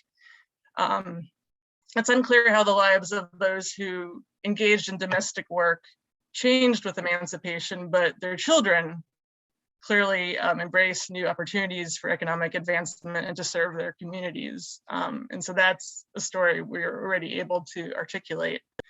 But what can we learn about the lives and experiences of the people living within the Hoag estate itself? And one way to do that is through archaeology.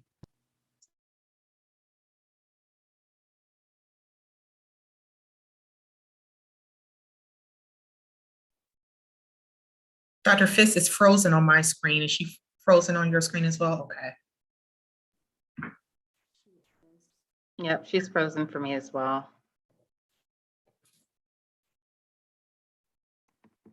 Okay, I don't know if we can get a message to her to let her know. I'm messaging her now. Okay, thank you, Adrian. While Adrian is doing that, I would certainly want to take a moment to acknowledge that we do have one of our other commissioners that has joined us this afternoon, Reverend Crawford, for the noting for our role purposes. So thank you so much for joining us. Good afternoon to you. Hello, everyone. Good to be here. Yes, I had Bible study today and had to go ahead and go through that and hasten to the meeting. So I'm glad to be here. Thank you for being here. And we just got a note from Adrian that Dr. Fitz is back with us. All right. Thank you. Dr. Fitz, you froze on us. I am sorry that happened to you. That is I'm okay. sorry. I kept going there like, wait a second, why is there suddenly nothing happening? What was I talking about? Was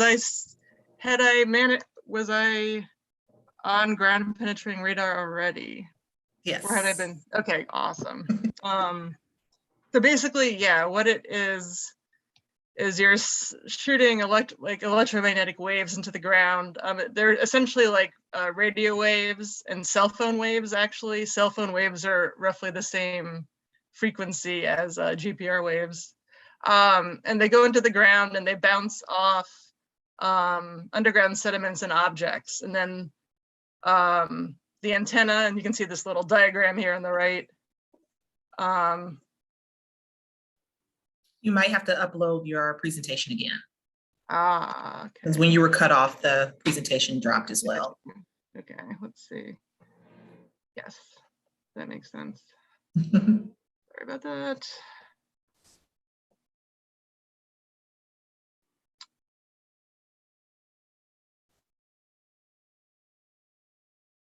Okay, so.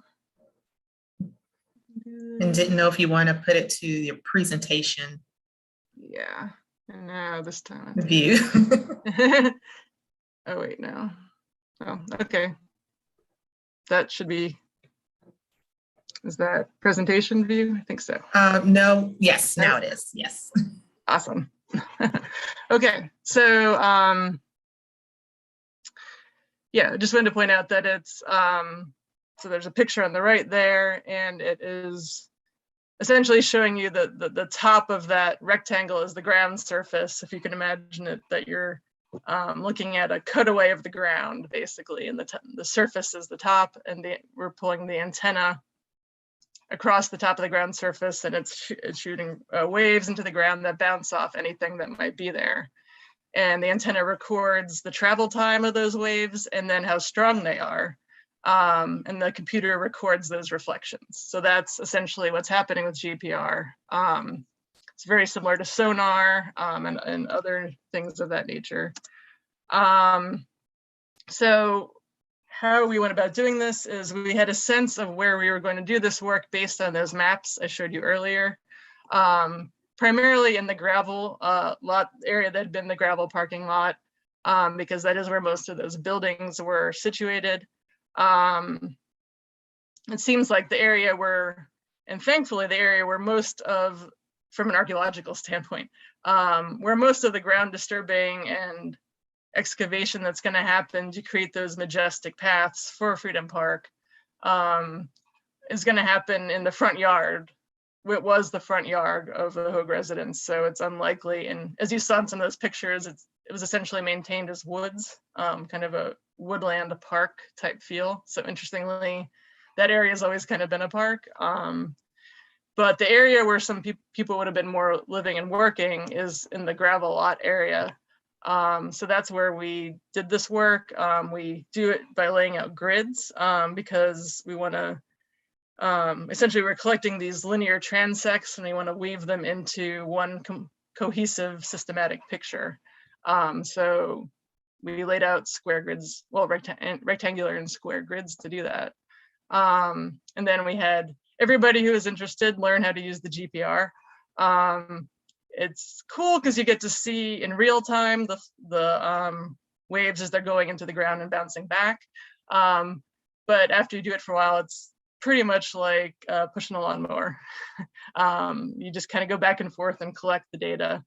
And then the next step is to go ahead and process it.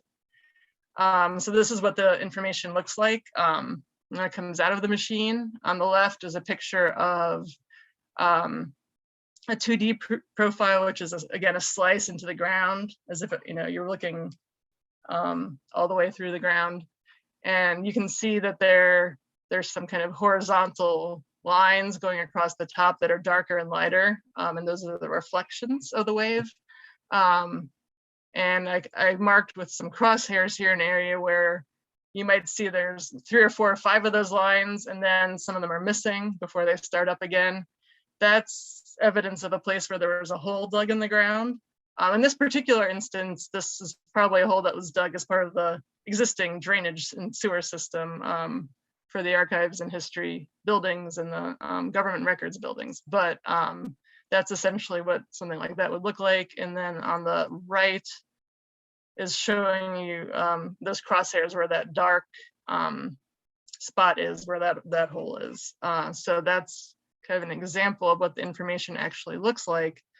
And as we interpreted the data, we kept special attention, again, looking at the maps of the Sanborn maps and also at aerial imagery to help us interpret what we were seeing. So this, for example, is a 1954 aerial and the Sanborn map together. And you can see the house at that point was still standing. All of the houses, later houses are still there. There's also 2 additional houses that were a part of the lot. So, and then on the right is, the recent aerial that shows it as a parking lot, and where some of those buildings lined up with space at that point. So we basically walked away identifying at least 4 anomalies that were very clear and striking. There are those big trees there, as I'm sure you're all aware. So some of those trees created a lot of noise with their roots. But there were 4 features that of interest. So one was, and we're calling these anomalies, which simply means they're features that are different from the ground around them. So the first one you can see is sort of within the footprint of where the main house was. It is about 50 centimeters underground and rectangular in shape. The second one is closer to the building that was identified as a cistern. It doesn't have a really well-defined shape, but it is a very bright or strong reflection. And then the other 2 we're pretty certain are associated with the modern storm drain and the tunnel that actually connects the Archives and History building and the Government Records building, which we haven't gotten to go through yet, but there is apparently a tunnel that connects those 2 buildings, and we could see it in the GPR. So those are the results. So moving forward, we're hoping that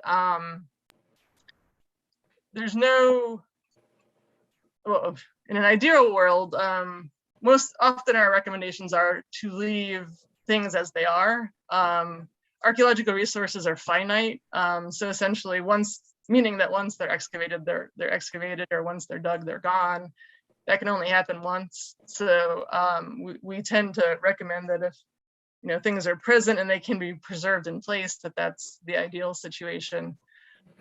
But we do want to be present if there's some of that gravel is going to be removed in the parking lot area, I think, to make it more of a grassy space. And there may be some trails going through there. And we're recommending that we just monitor that ground disturbance where we did the work, and then if there's any activities during that other area, that other dwelling where there's already the brick pavilion there on top of it, and I don't know that any work's going to happen in that area anyway. And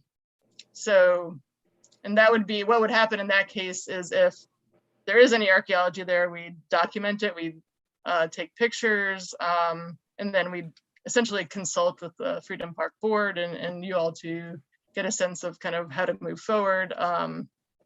But at a minimum, we would document it, and it may be that that's all that has to happen and it can just stay where it is. And then we'd of course produce a report documenting the GPR, the monitoring, and all the archival work that's been done, and then continue to coordinate with you and with the Freedom Park Board for community outreach and help to create any educational materials you're interested in. One thing we're hoping to do well, conversations surrounding this project kind of brought this up, is that it would be, we think, really helpful to help us appropriately connect with communities and better steward these resources. If we could work on developing a network of African-American genealogical and historical organizations across the state who might be interested in this type of work, and that who could be contacted if we're aware of similar, if there's important sites or cemeteries or places in areas near communities. We're trying to figure out ways to liaison, I guess, with them to figure out the best ways, because we know these places are important, but we also know that we're not necessarily the best to interpret them or to completely understand their significance. So developing a network like that would be really useful to help us better care for these resources and do the community research or outreach that's part of our mission as well. So again, thank you for the opportunity to speak, and I'm happy to answer any questions. Thank you so much, Dr. Fitz, for giving us that wonderful presentation and really providing more context on the meaning of Freedom Park with this space. Are there any questions? We can give maybe one or two questions from the commissioners, and then I know we'll need to go into our break, and we'll try to make up that time within our debriefing and discussion after the break. Wonderful presentation. Just a very quick question. You were saying that the property originally had trees, but it was owned by who? I was in the middle of something. Sure. Sure. It was originally the Hogue family, H-O-G-G, well, actually, William R. Davy apparently at one point owned it, but it was in the 1830s. It was bought by the Hogue family, and a house was built there in the 1850s. And we know from the censuses that Thomas Devereux Hogue, he was an important businessman in Raleigh, but he also had several businesses that were operated essentially by his slaves. But it's clear that they had several families living on that block as well. So that's what some of the archival research went to do, was to document some of those families and then their descendants. Okay. Yeah. Thank you. Mm-hmm. Dr. Fitz, where will that site information and research reside once the park is completed? It will definitely reside in, obviously in our library, but we're happy to talk about other locations where you think it should go. If there are any actual recovery of artifacts or materials like that, we would, because it's state property, they would stay in just down the street, Lane Street. But that being said, we a lot of our stuff goes out on loan to all different types of museums and organizations all the time. So it's really, we would make sure that we have an archive of everything, and then we'd be happy to share it as you. Thank you. Great question, Dr. McKeeson. Okay, I think we'll wrap that part up of our agenda. Thank you so much, Dr. Fitz, for joining us today and sharing that wealth of knowledge in the built environment space of the property behind our building. Well, the entire block, really, visually. So, Director Thorpe, we are now transitioning to our break. I know some of our board members from the Freedom Park, if this will be an opportunity for you to exit the meeting, but if you still want to participate with us, you should have a link that was sent to you to rejoin the group after the break. Yep, you're welcome to continue viewing via that YouTube link that Kima Laster provided. Yes, Dr. Brothers, so let's wrap for a 15-minute break. We'll see everybody, we're all commissioners back in 15 minutes where we can debrief and then share some organizational updates and then close out for the day, okay? So see you all back at 2:05. If you would do me just a favor and just to be on the safe side, if you could text me that link, I really appreciate it. Absolutely happy to do it. Thank you. Mhm.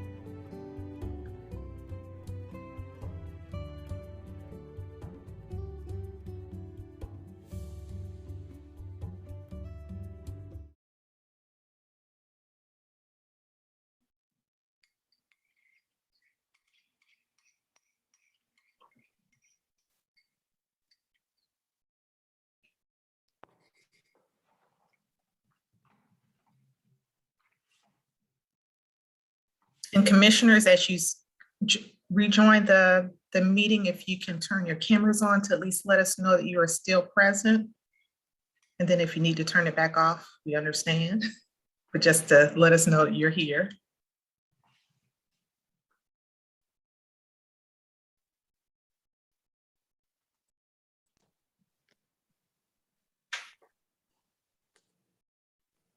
Okay, I think we have the majority of our commissioners back with us. So just as a friendly reminder, as we continue our conversations for the duration of our meeting, if we can announce our names for any of those viewers who are participating via live stream before we go into our conversation, and to be mindful of putting ourselves on mute when we are not speaking. Okay. We'll go back into our agenda with our debrief and commissioner discussion. So we've learned a lot of information this afternoon. So certainly want to be thinking about the Freedom Park preparations towards park completion. So I think this will be a great time for us to start the conversation of what we think we need to do in regards to assisting with the completion of the park. And certainly Director Thorpe, if there are any other comments or remarks that you'd like to make, please feel free to jump in. I think though, thank you, Dr. Brothers, and welcome back, commissioners. I think the one additional thing that I'll add is an opportunity to frame us. As I've stated before, and as you've heard on this call, this will be the first physical resource for the North Carolina African American Heritage Commission. And so we want to make sure not just that we steward the park, but that we steward the park well. And so I, as well as my staff, as well as the department, is really leaning into the leadership and expertise from commissioners to help us think about how can we be prepared to steward and activate this park in a way that makes sense. And so, yeah, that's what I'll add as we begin to think about this. Thank you, Dr. Brothers.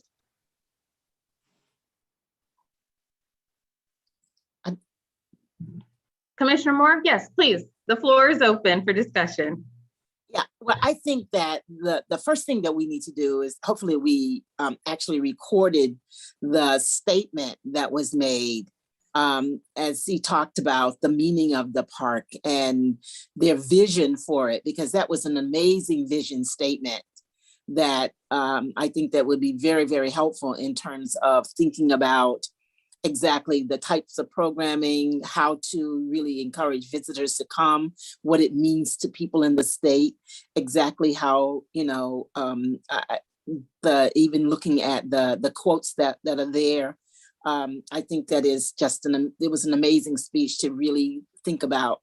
Anyone listening to that or reading that would immediately start to think about amazing programming and great opportunities for people to interact with that part.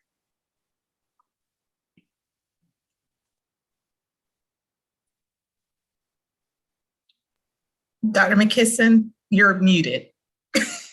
Thank you, Commissioner Moore. Thank you. This is Leslie McKesson. I wondered if there is a place where the quotes are laid out. Were there, didn't they say there were 20 quotes? When will we know what those specific quotes are? That's a great question. The Freedom Park Board, and specifically Dr. Hildebrand and his committee, do have those quotes in like a Word document format. And so I'd be happy to make sure that they pass those along to me so that I can share them with you. That would be helpful. Thank you. Of course. Commissioner Rhodes.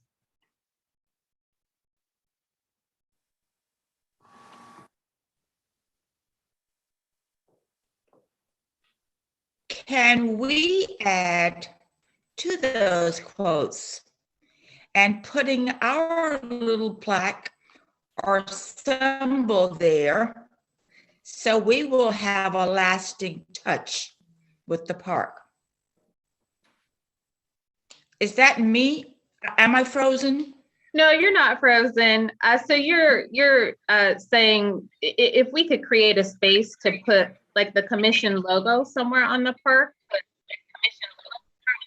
Yep. Okay. Or quote, or additional quotes from us.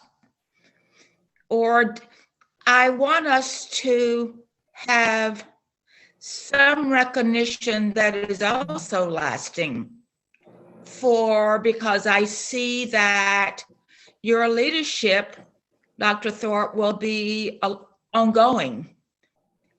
And I know that the early pioneers had quotes that were there that they continue to add to.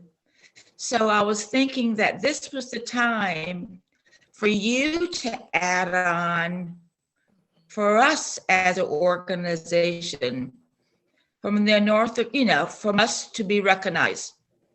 Yeah. And remembered. That's the most important thing. Remembering.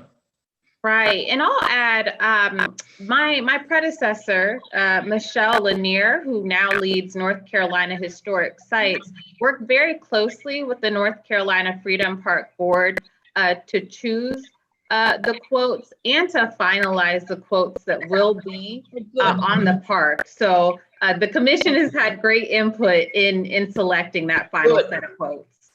Good. Mm-hmm. Good.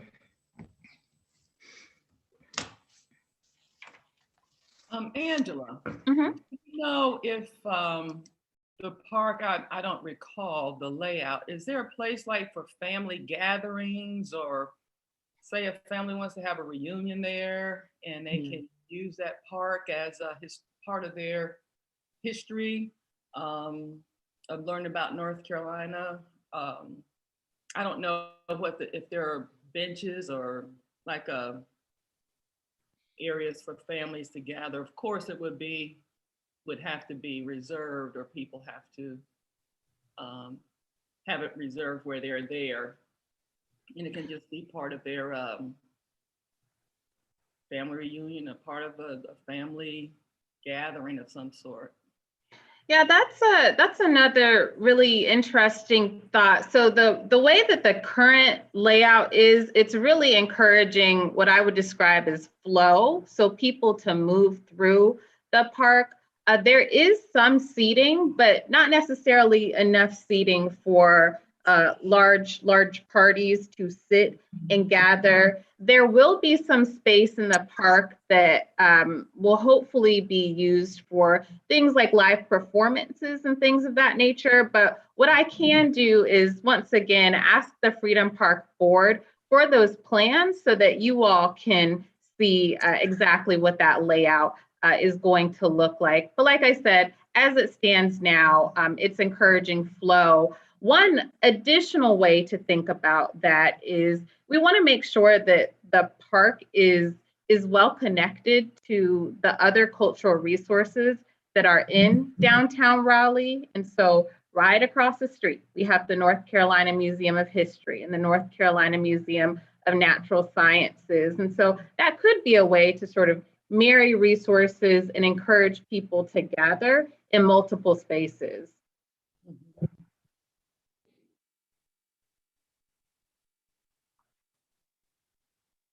This is Dr. Brothers. I just had a thought. It'd be great if we do have placards of the Freedom Park, partnering up with tourism and making sure those placards are at the visiting centers along the I-95 corridor, as well as at the local Convention and Visitors Bureaus. Right. And ensuring that the park is a part of any tourism trails. Right.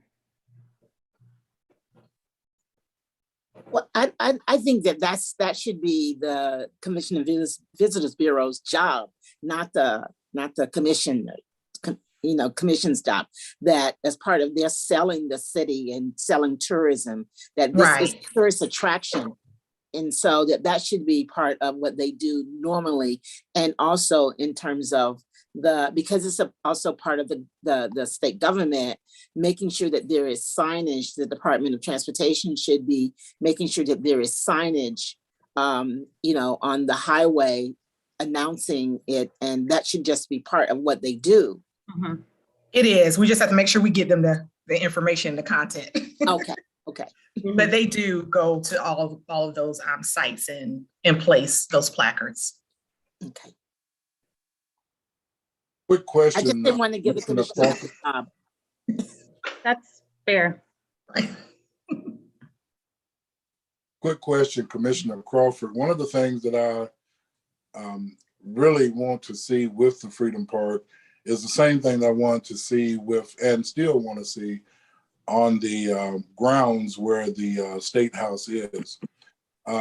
Those buses of kids that come up every year, I want them to ensure some way, if it's possible, that as they tour, that they can tour that Freedom Park. Not necessarily trying to say it should be mandatory, but we have a great opportunity in this state to be able to make sure that our children know our history, because in a lot of states, that's not really known. When you did go to the museum when I was a little child, there was a room. I remember back in the 60s, there was a room in the museum. That was it, a room. So I'm really excited about the Freedom Park. I'm really excited about a monument being on the grounds. And of course, anything from a legislative standpoint, please let me know, because I like to, you know, when they tell me, if you need anything, let me know, I like to let them know.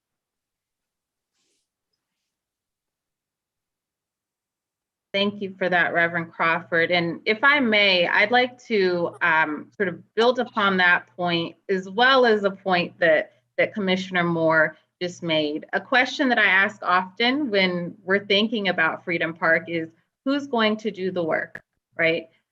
You all are clear on our staffing situation. You all are clear also on our current volume of work. And this is a really exciting opportunity. This also means more labor and more responsibility for the commission. And so we want to be thoughtful about how do we grow our capacity to steward this park, rather than kind of forcing the park within the current realities of the commission. So to Reverend Crawford's point, there will be some needs that we will be leaning into you all to support advocating for, particularly around staff and operational funding, because those pieces are not included currently. That reoccurring funding, go ahead. Well, I was going to say, I think that when I heard the gentleman speaking about the advisory committee, I think that there needs to be a very, very clear understanding about that committee and exactly how it is, who it is, mm-hmm. how it's developed, and exactly, because he was expecting them to raise the funds to do for programming and for staffing. And while there are other advisory, you know, parks have advisory groups, that's not an automatic. And so I would, you know, and even if that's what that's the plan, I think there needs to be a lot of discussion about that and understanding about how that works. Thank you.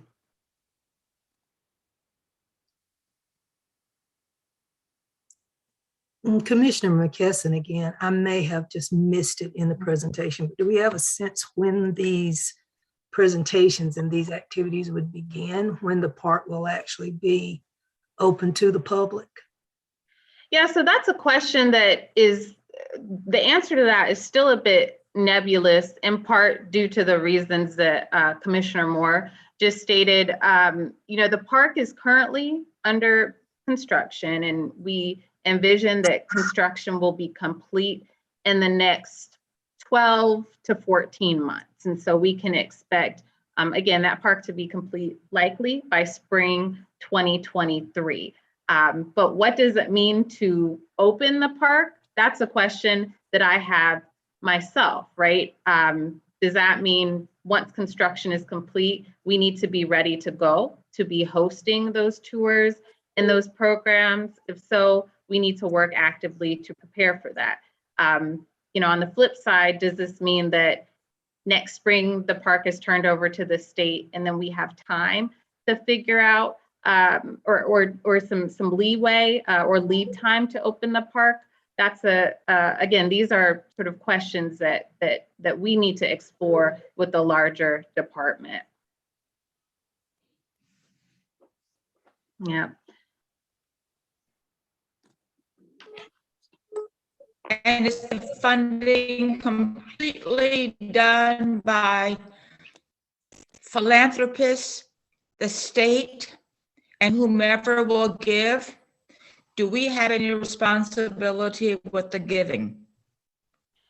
Right. So in terms of the giving, as it stands, the answer to that question is no. So I think the vision is that friends group that is developed will be responsible for ongoing fundraising for the park.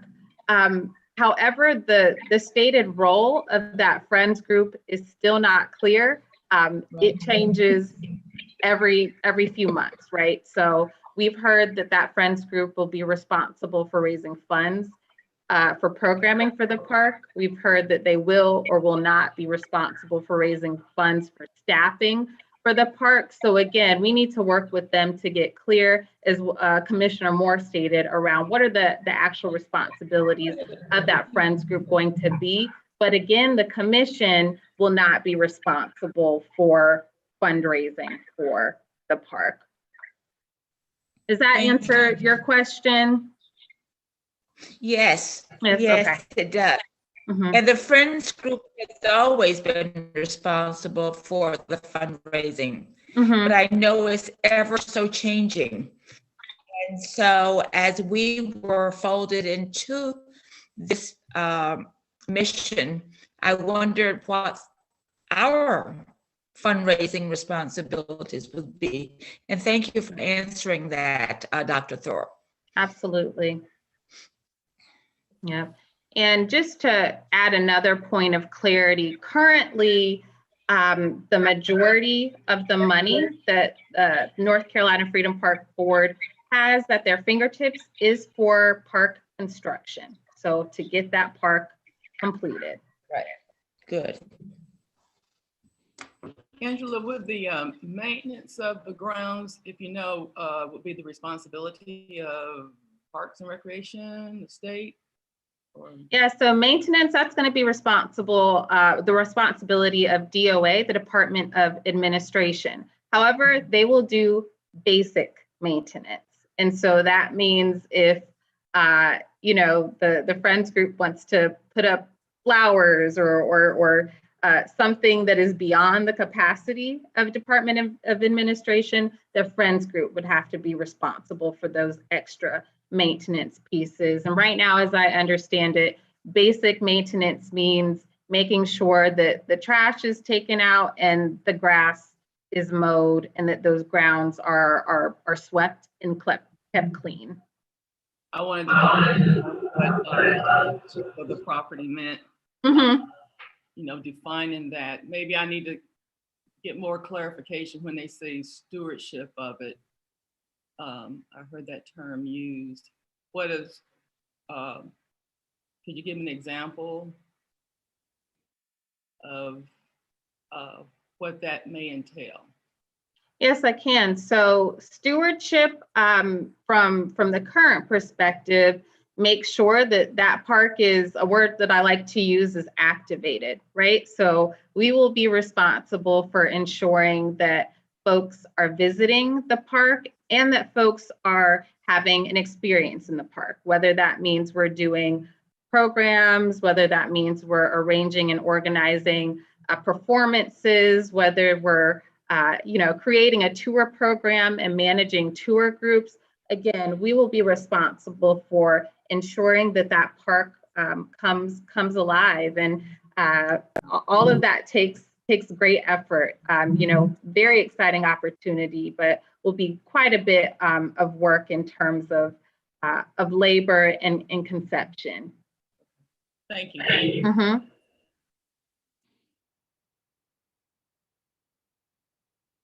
Lean into that as well. It would also be a possible opportunity for educational resources and ongoing other kinds of materials beyond the programming itself.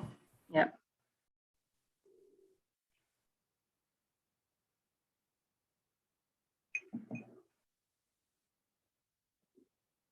Any other questions or comments for Director Thorpe to note for consideration? I do think that this is also an opportunity for outreach throughout North Carolina. Absolutely. For school boards to allocate funds for field trips to come to Raleigh for the opening and for the continuation and development.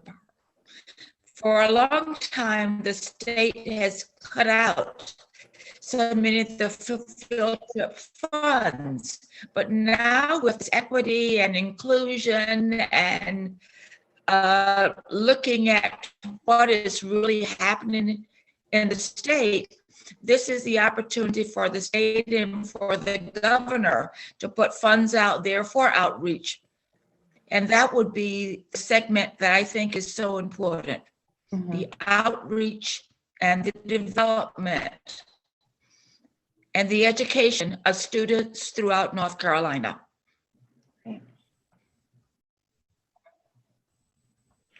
Yeah, and I think that possibly it was already mentioned earlier that the really I think a significant way to sort of lean into that is to make sure that there's the partnerships between the other cultural institutions, and that if that information is sent out as everybody's coming for a multi opportunity for multi visitorships to those institutions, and the park is included, would really be, I think, a very the most at this point the easiest way to sort of get around a lot of the other things that's going on in terms of they can't afford their field trip, or it should only be about this, but to take advantage of all of the things that's in Raleigh. I agree totally. I think we have to kind of steer the focus so much from us, but a collaboration of what's happening. Great. This is Dr. Burtis. I think a great opportunity for us to think about when we're looking at school participation and funding for schools to participate in visiting. I think it'd be a great way for the commission to partner up with the North Carolina Arts Council regarding the artist residency grant category, and having those artists and teaching artists to partner with individual schools as well as school districts, and maybe having some type of cultural heritage component for the visitation of the park, and including that within their overall budget. That's great. Because knowing what we know on the Arts Council side, the schools are really struggling right now just to maintain their sanities. And I think if we can come up with ideas to supplement that budgetary item, that would be most helpful and beneficial for them and for the commission in the visitation of the space. Great, thank you. I noticed that Deans Eatman is on the call. Deans, did you want to add anything from your vantage point as legislative liaison for the department? Angela, thank you. And I apologize that I don't have video today. I appreciate y'all letting me listen in, and I've been here for on and off throughout the meeting. I don't have any specific things to add, except that as we move in to the budget development process for the next year, as Secretary Wilson referenced during his comments earlier today, I think having this conversation that's happening today will help us understand all of what could be, and then within the constrained resources that we have available, and then working with the governor and the legislature, I think that this will help move us to those conversations of what's possible from a resource perspective, and that'll be informed by y'all's vision. So I think this is helpful, and like I said, I appreciate y'all as always letting me listen in.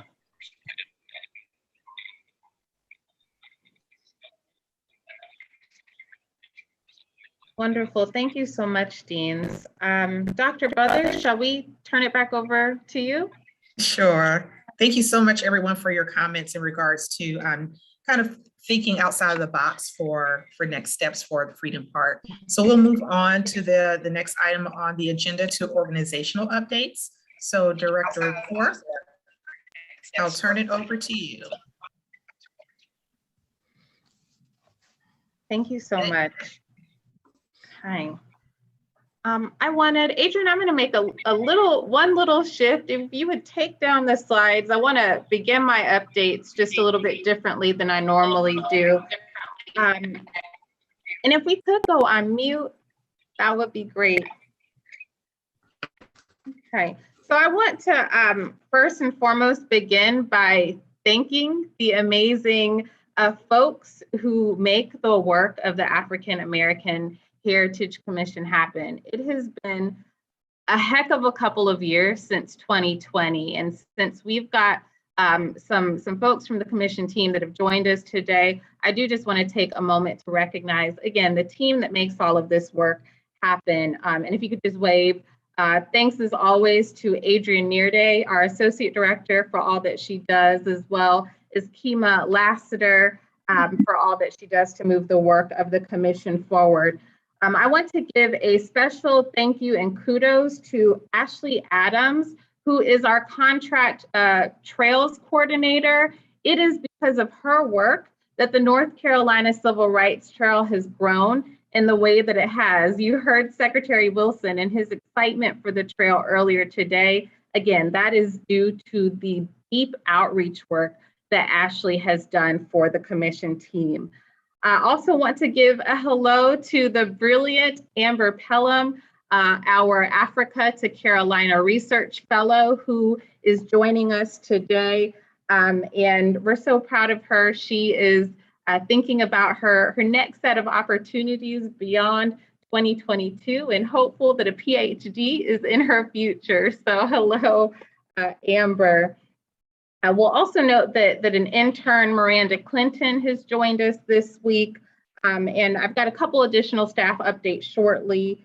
We continue to manage over half a dozen additional contractors, but these are the folks that really make the commission tick. So everybody, thank you for being here. Adrian, you can go ahead and put the slides back up and I'll hop into my updates.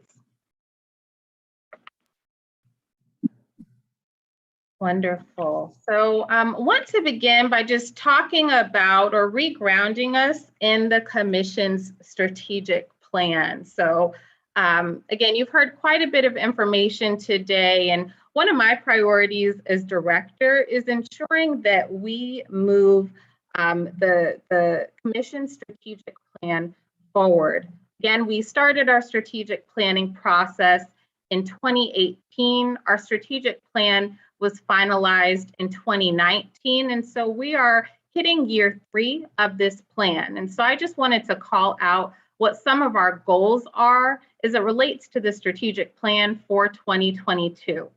So first and foremost, you will see that we want to work on identifying funding for a strengths, weakness, opportunities, and threats analysis of all of those grassroots practitioners across our state who are really doing the groundwork as it relates to Black heritage work in our state. Really, we want to get a clearer, more comprehensive sense of what their needs are so that we can lean into helping them do their work better.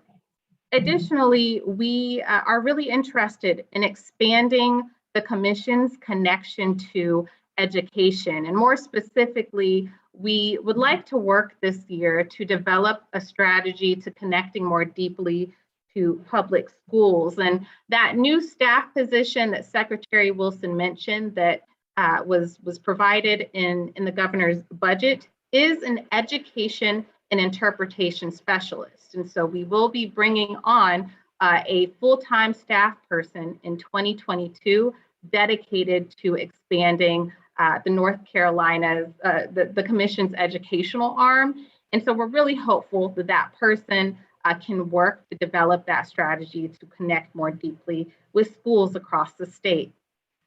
That third goal is to create a digital repository of grassroots resources for people seeking all number of technical assistance support throughout the state. And thanks to funding from the North Carolina Humanities, we'll be able to execute this goal this year. In addition to reviving our professional development webinar series that we established in 2020, that will be coming back this year, we will also be working to develop resources and documents to guide constituents through their most common heritage-related questions and concerns. So that library will be available this summer. That fourth goal, developing a digital space on the Commission's website for artists and creatives, is underway thanks to the leadership of Kima Lassiter and to the support of Adrian Nearday. We're really grateful that later this year, we'll have a special space on our website for artists that will feature resources, grant opportunities, and artist highlights, among other things. And I'll note that this was a direct ask of listening sessions that we did as part of that strategic planning process in 2018 and 2019 with artists. And then finally, as is sort of displayed in this picture here, we want to continue to grow our relationships with universities and colleges across the state, and specifically programs and departments that align with our work. And so we'll continue to do that relationship building and relationship deepening this year. Thank you, Adrian. So there's a lot to expect in 2022, in addition to what I just mentioned as it relates to the strategic plan. And so I'll just run through some things that you as commissioners can expect coming from the commission this year. First and foremost, we will continue to expand our trails and traveling exhibit program. Again, I have highlighted the wonderful work that Ashley Adams has done to grow our North Carolina Civil Rights Trail. She is also working with us to grow our Underground Railroad Heritage Trail called Freedom Roads. And thanks to her leadership, we will be placing physical waysides along the Freedom Roads Trail in Eastern North Carolina as a means towards activating North Carolina Underground Railroad stories in our state. We'll also be doing some visioning about what a trail program for Green Book sites in North Carolina and South Carolina could look like, thanks to funding from the National Trust for Historic Preservation African American Cultural Heritage Action Fund. Additionally, in terms of traveling exhibits, our North Carolina Green Book exhibit continues to be a popular offering throughout the state. It has been traveling since 2022 to all sorts of spaces, and it will continue to travel through the state. We will also absorb the department's African American Musicians of North Carolina traveling exhibit that was created in partnership with the North Carolina Arts Council and their Come Here North Carolina initiative. That was in 2019 or 2020, but all of that to say, we will absorb another traveling exhibit and begin to travel it across the state in 2022. In terms of Heritage Months, we're seeing quite a bit around Black History Month and Juneteenth in our state, and our department has taken note and they are investing in that. We have been provided funds to actually hire a full-time coordinator for Black History Month and Juneteenth across the state and across the department. And so that person actually will join our team next week and help to grow Black History Month across the state and help to grow Juneteenth across the state as well. In terms of grassroots resources and artist resources, I spoke to these items in the last slide, but we want to make sure that we are offering as much support as we can to those nonprofits and heritage groups and small museums as they do their work, as well as artists across the state. And as you all have alluded to, there is a huge need to provide educational resources to educators and to students across the state. We have seen this demand increase, especially as we continue to navigate this digital world. And so we are hopeful through the leadership of that new education role that the commission can be a leader in developing educational resources for families and students across the state. We're also hoping that that person can be a lead in developing educational programs and teacher trainings. I think that's something that will be very valuable for educators across our state. Next slide, Adrienne. Thank you. Again, we look to establish a stronger education arm for the commission. You can also expect scholarship from the commission. This is something that I'm incredibly excited about, just adding to the body of scholarship in our state. To that, in the foremost text, the most comprehensive text about African Americans in North Carolina will be redone and reprinted thanks to funding that we have received from the North Caroliniana Society. Currently, Adrienne, myself, Dean Johnson, and Dr. Waters are working to, and Joe Beatty of the Office of Archives and History are working to identify 1 or 2 scholars to take on this opportunity to rewrite and to update this text. It hasn't been updated in about 10 years, and we know that a lot has happened in the last decade as it relates to Black history in North Carolina. And so we look forward to adding to, again, scholarship in North Carolina. In the realm of data, I mentioned our interest in identifying funding to do a strengths, weaknesses, and opportunities and threats analysis of grassroots practitioners across North Carolina. I'm also in talks with Visit North Carolina, as well as some other partners around initiating a statewide African American heritage tourism study for North Carolina. We are really interested in exploring how North Carolina can be a leader in heritage tourism, and specifically in African American heritage tourism. We can look to states like Alabama and Mississippi and the strides that they have made in those areas. And we know that we have just as many cultural assets in our state. And so we'll be working to explore what are the opportunities in North Carolina and how can we use African American heritage tourism to contribute to economic development in our state. The final couple of things that you all can expect in 2022 are continued awareness building. Adrienne Nearday will speak to this momentarily, but we want to continue to raise the profile of the commission.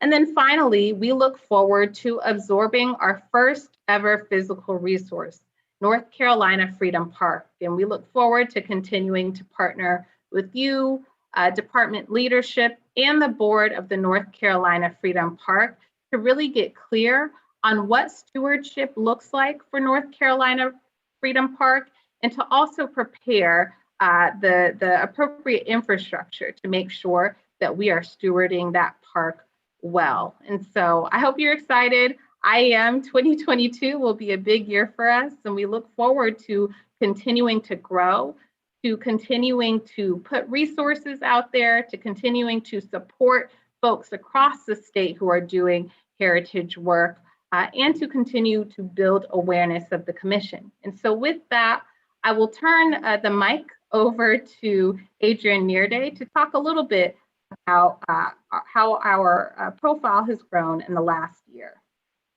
Absolutely. Thank you, Angela. Thank you all so much. So basically, in terms of our awareness building, I've kind of looked back at a lot of our data from the last year, and I want to say that the theme of it has been growth. This has been a really excellent time for the commission in terms of awareness building, specifically digital engagement. And that's something that I've been really excited for. I started this position with a lot of big goals for how we wanted to share the great work of what we're already doing. And we're already seeing a lot of growth from that. So for example, in terms of web traffic, we saw an increase from just about 18,000 to up to 27,000 in 2021, which is a 49% increase. And that is something that we were called out within the Department of Natural and Cultural Resources as being one of the top 4 websites within the department in terms of growth, which is really excellent to see. You know, we are amongst our colleagues at the Soil and Water Conservation Fund, as well as the Transportation Museum in terms of this sort of growth. So it's really exciting for us to get that sort of recognition. In terms of Facebook, a lot of these statistics, I'm going to try to go through fairly quickly as we do have limited time today. If you do want to explore any of these numbers in closer detail, they are all available within my report.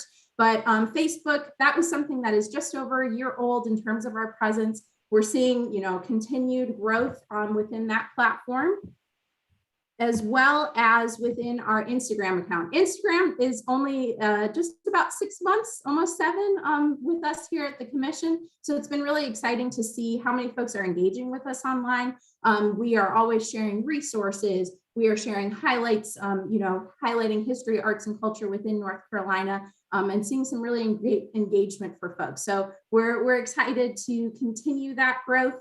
To continue sharing about all of the initiatives and excellent projects that Angela has spoken upon, as well as YouTube. So in terms of YouTube, that was originally started as a platform for us to be able to embed videos on our website. And I'll be frank, in terms of the YouTube algorithm, you know, we're not here to be go viral or be YouTube famous or anything like that. However, it has served as a really excellent resource for folks. We are, even with, we don't have, you know, a posting schedule that the YouTube algorithm likes in terms of, you know, doing it weekly at the same time every day. However, with posting every several months and things like that, we are seeing growth. We are seeing continued engagement there. And with the upcoming videos and resources that we've talked about creating, I think that there's definitely continued space for growth in this arena. And then in terms of more traditional press, we have seen a lot of engagement this year, which has been really exciting. This is just a listing of some highlights of some publications just within the last several months that have had articles that feature either the commission, one of our initiatives like North Carolina Civil Rights Trail, and that's been really exciting to see. I do want to call out specifically that we were mentioned within an issue of Sports Illustrated. There's a gentleman, Mr. Ward Clayton, who was an applicant for the North Carolina Civil Rights Trail, who talks about the story of Gillespie Golf Course and the Greensboro Six.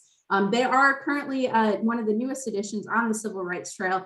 So we got a shout out within that publication, which is really exciting. Not only are we seeing interest on a local level, but also on a national level.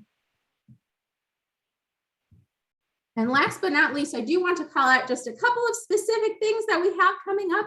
I know Secretary Wilson brought up the African American Cultural Celebration at the top of this meeting, but I do want to formally invite you to participate in it. It is Saturday, January 29th from 10:30 a.m. to 4 p.m. And it is all online due to the realities of the pandemic. However, I think that this is a wonderful opportunity to engage with all the wonderful presentation from artists to historians to really anything you can think of across the board that represents history, arts, and culture, and highlighting it.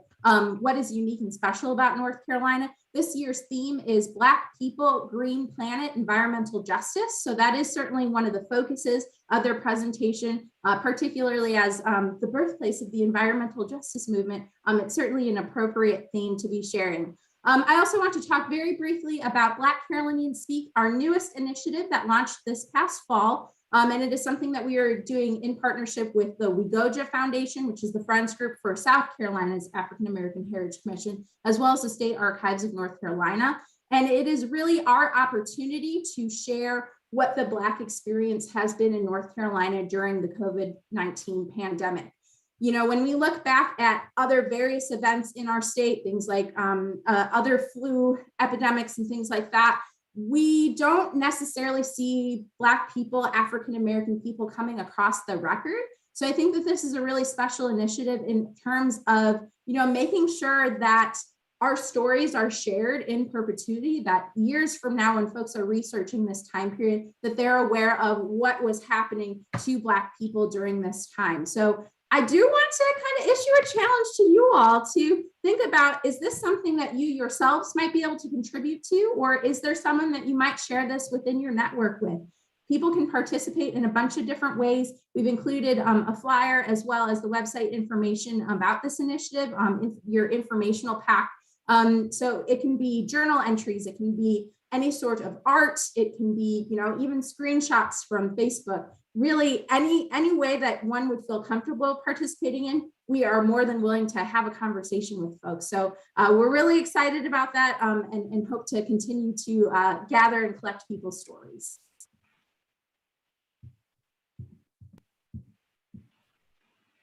Thank you so much, Adrienne. So you all see why I'm so proud of this team. It is this team, as I stated at the top of my presentation, that is moving this work forward, that is creating all of these amazing resources and opportunities for people across the state. It is also because of you, commissioners. You all are an incredibly supportive and active group. And so we hope to continue to collaborate with you to have an incredible 2022. With that, we ask for your continued support. Continue to support commission staff through your participation in these formal meetings, in conversations, in work sessions, and other opportunities to move the work of the commission forward. We ask that you continue to connect your skills and your interests to the communities and counties that you represent, as well as respective sectors that you're interested in. And you all have done such a fantastic job of doing that work in the last couple of years. And then that final piece, that advocacy piece, we ask that you continue to lean into advocacy on the commission's behalf and continue to advocate for our needs with the leadership of the Department of Natural and Cultural Resources and state leadership over at the North Carolina General Assembly. Under the leadership of Dr. Crawford, of Dean Johnson, of Dolores Rhodes, and of Juanita Moore, we had an incredibly successful year. Again, you all, recurring funding for the first time in the commission's history, and one staff position. Let's keep it up. We can absolutely do it again. So thank you again. With that, we've got one more sort of thing to share. I'm going to turn the floor over to Kima Lassiter. If you could just take down these slides, Adrienne. Thanks so much. Oh, goodness. Hi, everyone. This is Kima Lassiter. I just wanted to let everyone know that I will be leaving my position with the commission at the end of the month. I'm excited and sad at the same time. I've learned so much being here. I've gained so much knowledge, and I appreciate each and every one of you for answering my emails and my phone calls on a timely manner and just being there and just offering words of support, offering words of encouragement. I hope to stay connected with the commission and all the work that we'll be doing, well, that the commission will continue to do. I've truly enjoyed working with Angela and Adrienne and Amber and Ashley, all these A names. So I feel left out, so that's why I have to go. No. But yes, please stay connected with me. I will stay connected with you all, and I wish you all much success this year and throughout the remainder of the time. Kima. Yes, ma'am. This is Rhodes. I want to say I would dearly miss you. Thank you. I received your feedback and your ready, quick responses, and we laugh and we work through engagements. And Kima, you have always been there. And that is just a heartbreak today to get that news. I wish you the very, very, very best. And as I said before, come to Wilmington for the vacation. I'm coming. I mean that. Yes, Come to ma'am. Wilmington. Yes, ma'am. I'll Thank be you so waiting much. for you. Okay, All thank right. you. Yes, Best thank wishes to you. Kima. I think you just need to change your name to April and stay. But if you won't do that, best wishes to you as you move forward. I know you'll be great wherever you go. Congratulations to whatever you're going to go through and move forward to. I know you will be doing an amazing job wherever you are. I too will miss you, and I wish you the very, very best. Thank you. They've already said it. Go ahead, They've Reverend already Crawford. said it. You know, congratulations on what you're going to take on. You'll truly be missed. If you change your mind, I hope it ain't too late for you to stay. But thank you so much for all the hard work that you put into this commission. We really appreciate it. You'll solely be missed. Thank you, thank you. And I neglected to share what I will be doing.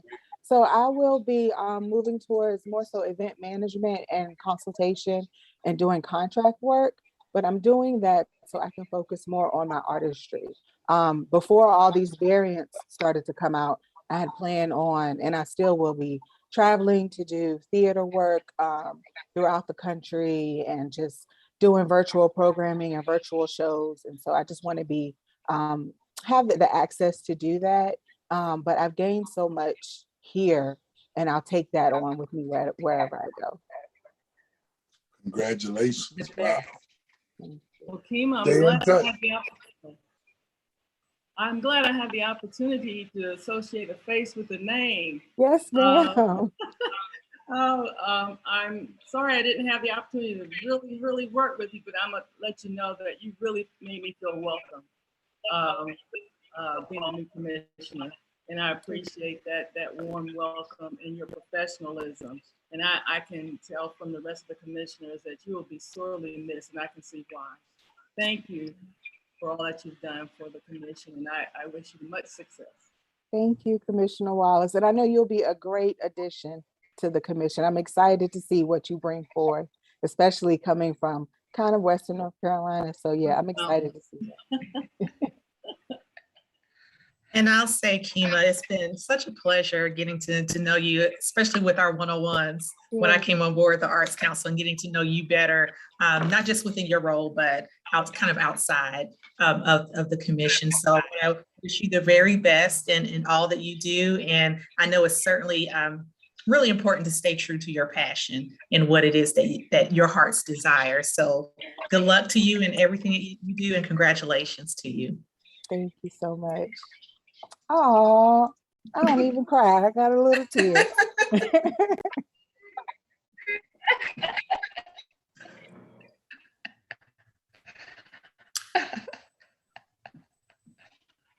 Okay. Well, I think we'll transition to any next steps and any other closing remarks. Director Thorpe, if you have anything for our to-do list as commissioners.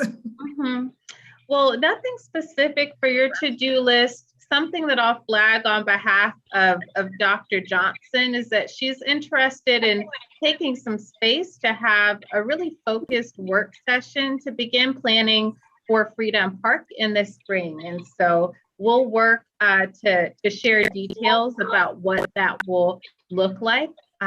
But again, we're just so grateful for each of you joining us today. I wanted to take a personal point of privilege to also make sure that I formally thanked Kima in this setting.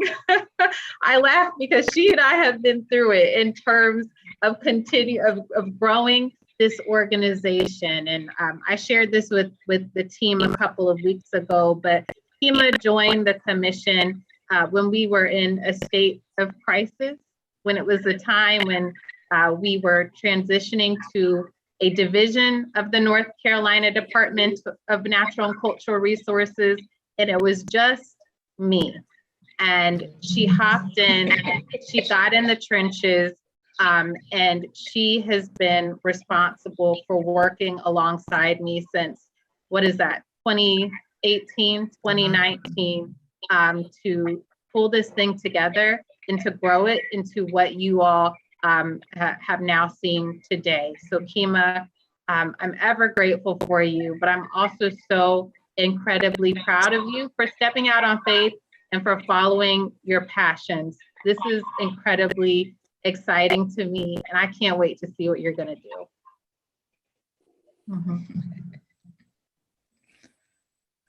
Thank you.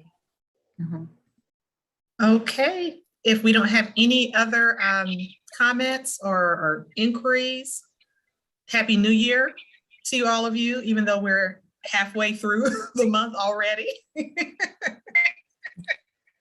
Things are starting to become a blur at this point. But certainly thank you so much for your commitment to the African American Heritage Commission, not just with the work within this this division within the department, but what you do in your communities as well, because I know quite often the commission calls on us to do that work within various communities across the state. So thank you so much for everything that you do. And thank you to the staff and the team, all 1, 2, 3, 4, 5 of you that are on here. Thank you so much for what you do and your commitment to uplifting the heritage of our people within the state of North Carolina. So with that, we will adjourn the meeting for today. Have a great rest of the day and a great rest of the week. Thank you. Thank you. Thank you, Commissioner Brothers, for your narrative and leadership today. Oh, thank you. I look forward to seeing you soon too. Y'all have a good one, and thank you so much for everything. Yeah. Bye-bye. Take care. Bye-bye.